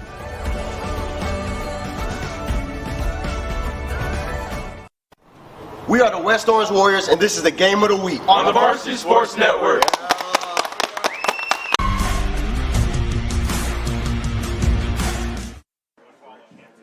Welcome back here to the Wingstop broadcast table. As you see West Orange, the Warriors breaking the huddle. Right before that, you saw running back Jesse Shannon, number 21, leading his cheer or chant, if you will, by the group of West Orange Warriors that came to our media day. Here they are on the field as they're in a 1st and 10, trips to the near side. Empty set up top, single man in the backfield. It's going to be a pass play again, same play. This time he finds Polite out across the 35 to the 37. It's easy. Clock runs, get yards. Check, check, check. That's all you want. I mean, they're making really good offense. They're quick. They're on point with what they're doing. They're not trying to do too much at this point. Allow the offense to go ahead and fluidly continue to move, which is what you want to do. And that's the way that the Warriors have been playing all game. And again, this really comes down to what Coach Thompson said that their motto is for the year. Sacrifice me for we. They're doing that. You're seeing it in the way that they play. Here's a fake handoff. Jackson looks long again this time. Thankfully for him, he put enough on it to let that ball sail over the head of the defensive back on this near side, Dominic Madrid. Yeah, it looks like he was looking for a little bit more of a stop and go by Richard Polite there. Didn't get it. He got a little bit jammed, but, I mean, that was kind of just hand fight, and I think there may have just been a bit of a route miscommunication, which really could have been big had he been just a little bit more underthrown. Really just easily could have been picked off. Instead, the clock stops, 3rd down and 6. And I think at this point here, the Warriors are going to go for something just nice, short, have somebody on an outside where you can go ahead and get the ball to, keep the clock running, get yourself 4th and manageable if you need to. 4 receivers as Jackson rolls to his left, has a man at the sticks, and that is a catch. Great design right there on that play. And it looks to me like they had enough to move the chains, keep the drive going, and that is the signal. Yep, and the key there was Hats off right there on that play call. Yeah, key there, the block on Caven Call. You can see him come around the end. When you're still within the tackle box, a block in the back is a legal hit. True. So what you're going to see is as he's tracing, he had a big push, dropped him down, opened that corner, allowed Jackson to slide out, make an accurate, on-point throw while still scrambling to his offhand. Good enough for the first down. And what did I say? Have somebody there in a nice, easy out, able to get the ball to 4th and manageable, or in best case scenario, 1st and 10. Yep. And the clock is stopped. So the clock is now running exactly what you wanted to have happen. Exactly. Indeed. Man comes in motion. Handoff's going to go right up the middle. That's going to be Jesse Shannon. Ball comes out, and that's going to be picked up by Apopka. Oh, no. A crucial error here. With 6:40 to play, gives the ball to the Blue Darters in Warrior territory. Wow. Great job by the defense to play through the whistle. Great job by the officials to hold the whistles in. It looked like he might have been stopped, but you could see he was still churning his legs. He was trying to turn out of the contact. They allowed it to continue as he's still driving forward momentum. They didn't kill the play. That turns into a massive touchdown, or turnover for Apopka, and they get to take over at their own 40, or rather at the Warriors' 43-yard line. 6:30 remaining in this game. And all of a sudden, the Apopka silent is getting a whole heck of a lot louder. No doubt about it. They're in this game for sure. Here's Davison, the freshman, fires to the far side out of the backfield, has Morgan. Cuts back inside, twisting and turning, but is brought down just shy of the 40-yard line. Maybe a gain of a half yard at best, maybe 2. I don't know. They're going to give him about 1.5 yards. Not really a fan of that play opening up. I mean, you're not expecting much in the way of a passing game from this Apopka offense. They don't really know why putting somebody out that way. I mean, it seems pretty obvious if you're not going to go ahead and look downfield. All you're going to do is a little swing pass out into the flat or a lateral like that. So don't love the play call, but, hey, it comes off for a couple of yards to get you second down and 8, and you keep the clock running for the chance to score. Here's Davison. He's going to keep it himself, and he drives the legs forward out across the 35 down to the 33. He's going to be about a yard short, but a good pickup there. Yeah, good for 3rd and 1. Very manageable third here. 3rd and 1, third maybe a half a yard, and they're going to hurry the line. Yep. They're going to bunch it up on the far side, spread it out here on the left with one in the backfield. Here we go, and a sack for a tackle for loss in the backfield. Kind of felt that way. I mean, we talk about you're kind of looking for possibly that direct snap, but that is exactly the kind of thing that we are looking for here. And again, hard to tell numbers on those. I'm pretty sure that was Noah Nixon. That was a single number. It had to be that is a captain linebacker there. Yes. Gets in. You're looking at 3 down linemen, 3 linebackers spread out wider in the secondary. Now 4th and 4. Don't jump off sides. Whatever you do, don't. We saw him get bit on that earlier in this quarter that gave Apopka a first down. Let's see how they respond here. And the Blue Darters are going to call a timeout. We'll take a break with them. Don't go anywhere. 4:47 to play, 13-6 West Orange. Back here on the Varsity Sports Network. Searching for meaning in a relentless world. Always connected. But somehow alone. Trapped by illusion. We offer another path where the battle to belong begins. Awakened by a calling. United by the cause you fight for. No one can take away what it means to be among the few, the proud, the Marines. Welcome back. Bobby Allen, Graham McGowan, Madison Little. We got a good one. 13-6. West Orange over Apopka for now. Apopka with a big fumble recovery to set this up. 4th and about 4. Let's see what they do. See if they drive them off sides or try. It's going to be a direct snap, and that's going to be, it's going to be a first down and more somehow. They are able to get the edge on the right side, missed tackles, keeps the drive alive, and it's going to be 1st and 10 in the red zone. They were going for this snap over my head. There is no way they believed it. Nobody was deep. They were expecting a direct snap. They got a direct snap. What a great seal on the right side of that formation. Yep. And managing to stay on his feet and work his way through the line. Not sure how in the world I don't either. He managed to hold on to that, but that is one of those things that that Noah Morgan just kind of manages to do every now and again. It's absolutely and it amazing. Works out, gets you a first down inside of the red zone now with 4 minutes to go. I mean, we are looking at a tie ball game potentially coming at us. This is going to be a lot of fun way to end this.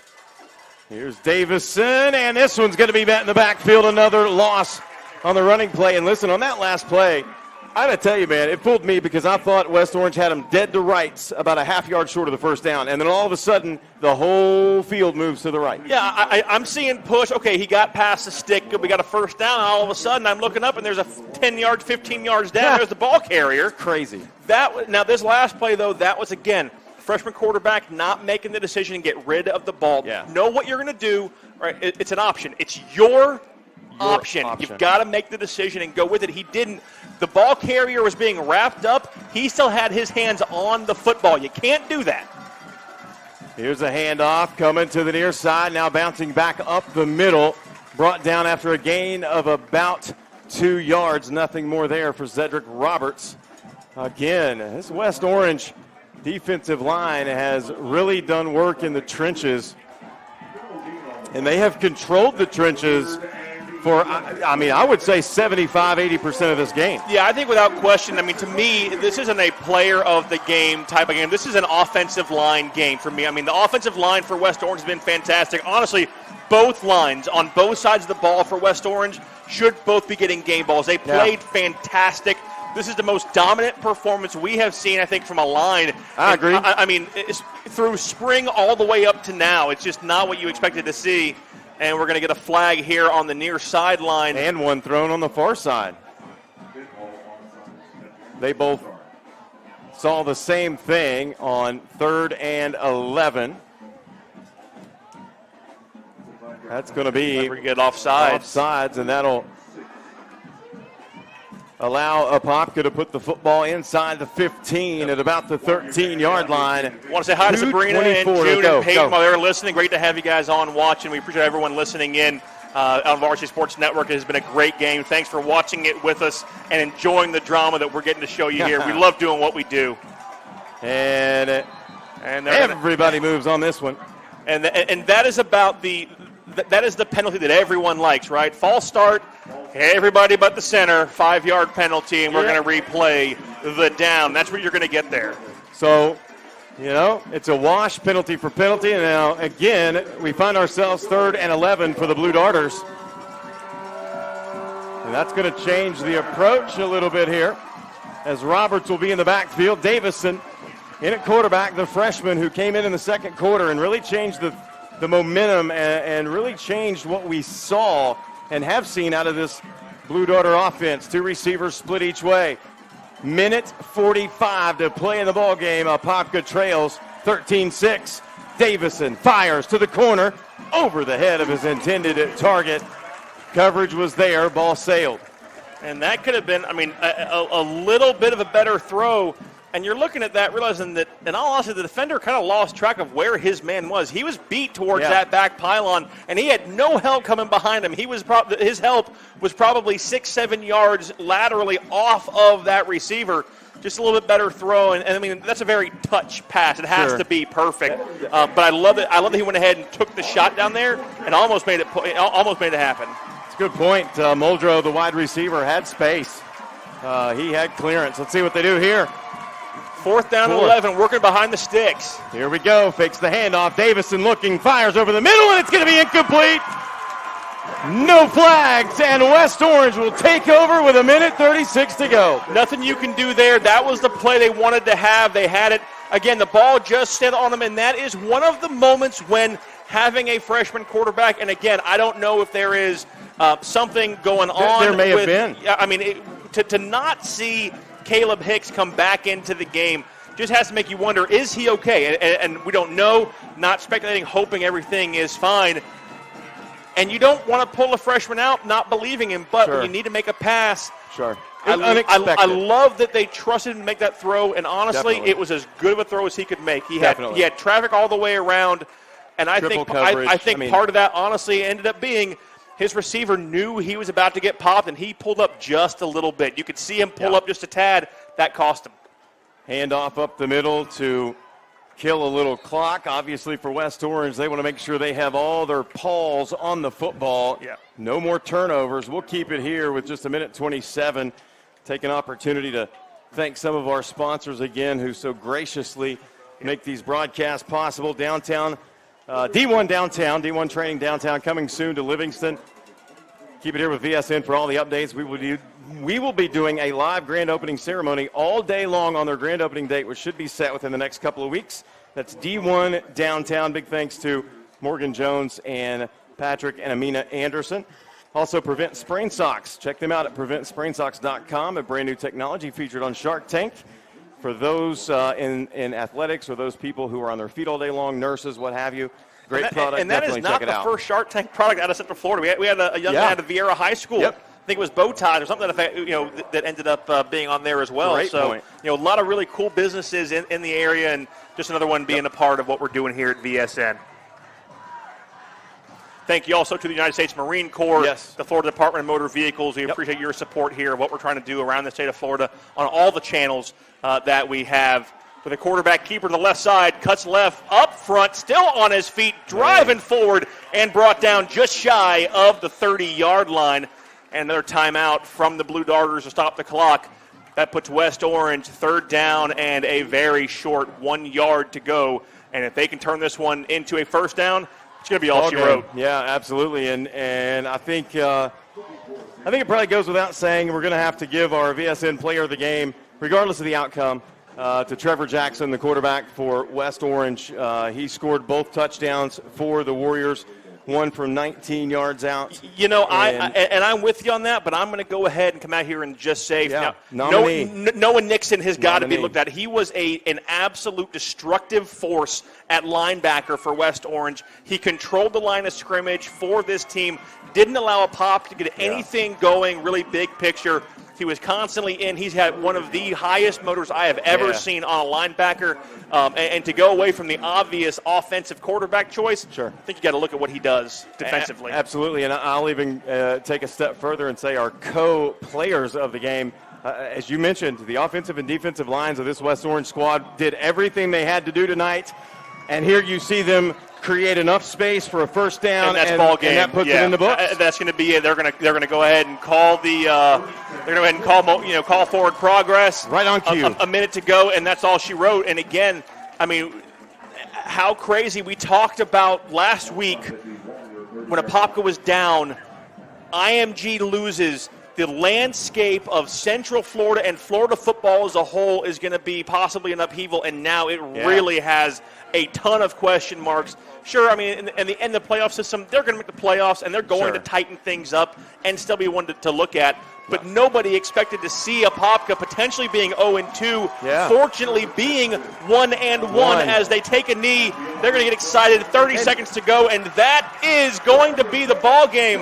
The clock will tick down to 0, and the West Orange Warriors come out with the victory at home after a lightning delay to begin the game at halftime to beat the Apopka Blue Darters. And listen, as you can see, this means something, man. This is, again, one of those community games as Coach Gino Thompson gets a bath for the victory over Apopka.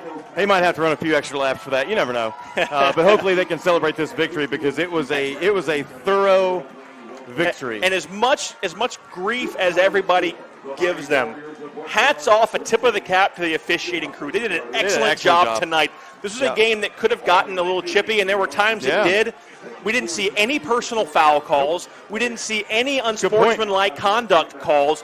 The teams and the captains controlled themselves, and if there was something going on, the officials were using the voice to calm things down, getting the flags out when they had to, and for the most part, the things that we saw were real. Let's go down to Madison Little on the sideline. All right, guys, Madison with West Orange quarterback Trevor Jackson. First of all, congrats on the win. Saw you in the end zone last week. We saw you in the end zone tonight. Why have you been so successful on your legs? Yes, man, my team, my O-line, offense. Yeah.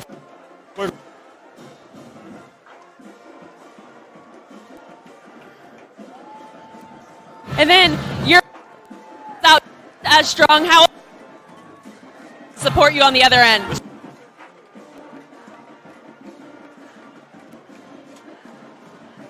When we don't get those, we're not talking.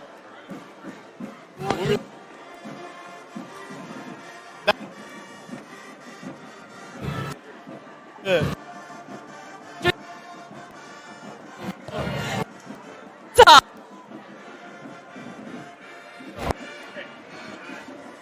And on the sideline, all the work she does to bring us some great interviews and great shots from field level. This was a dandy game, and hats off to West Orange. They did everything they had to do to come into this ball game against a historically good and perennially good team in Apopka and win this backyard brawl and set themselves up 2-0 to start this season, Graham. You know, there's a lot of conversation at the next level, and tomorrow is going to be an absolute blast. Ohio State, Notre Dame, right? Utah, Florida.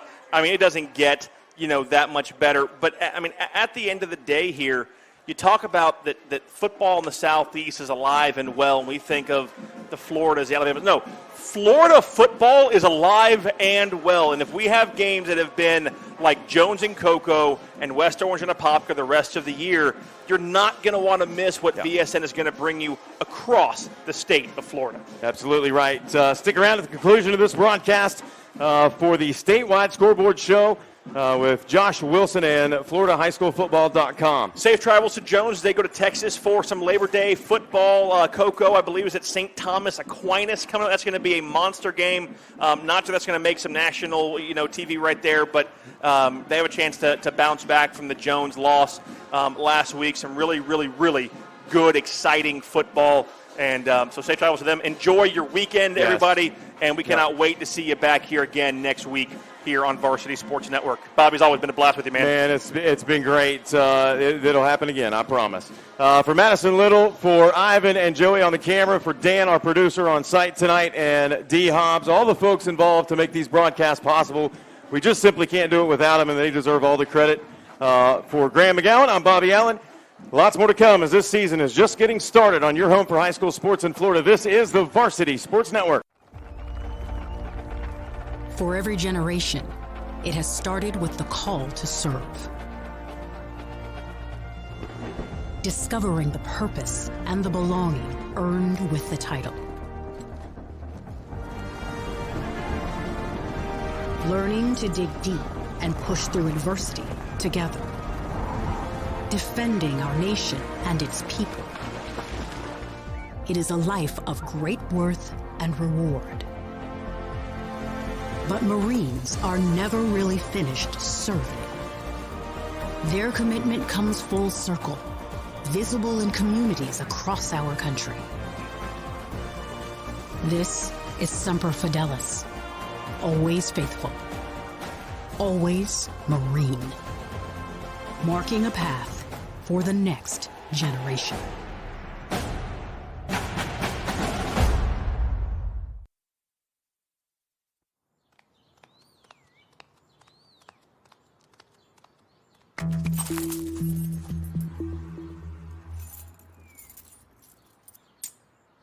Marijuana can impair your ability to drive, and that affects much more than just you. Drive baked, get busted.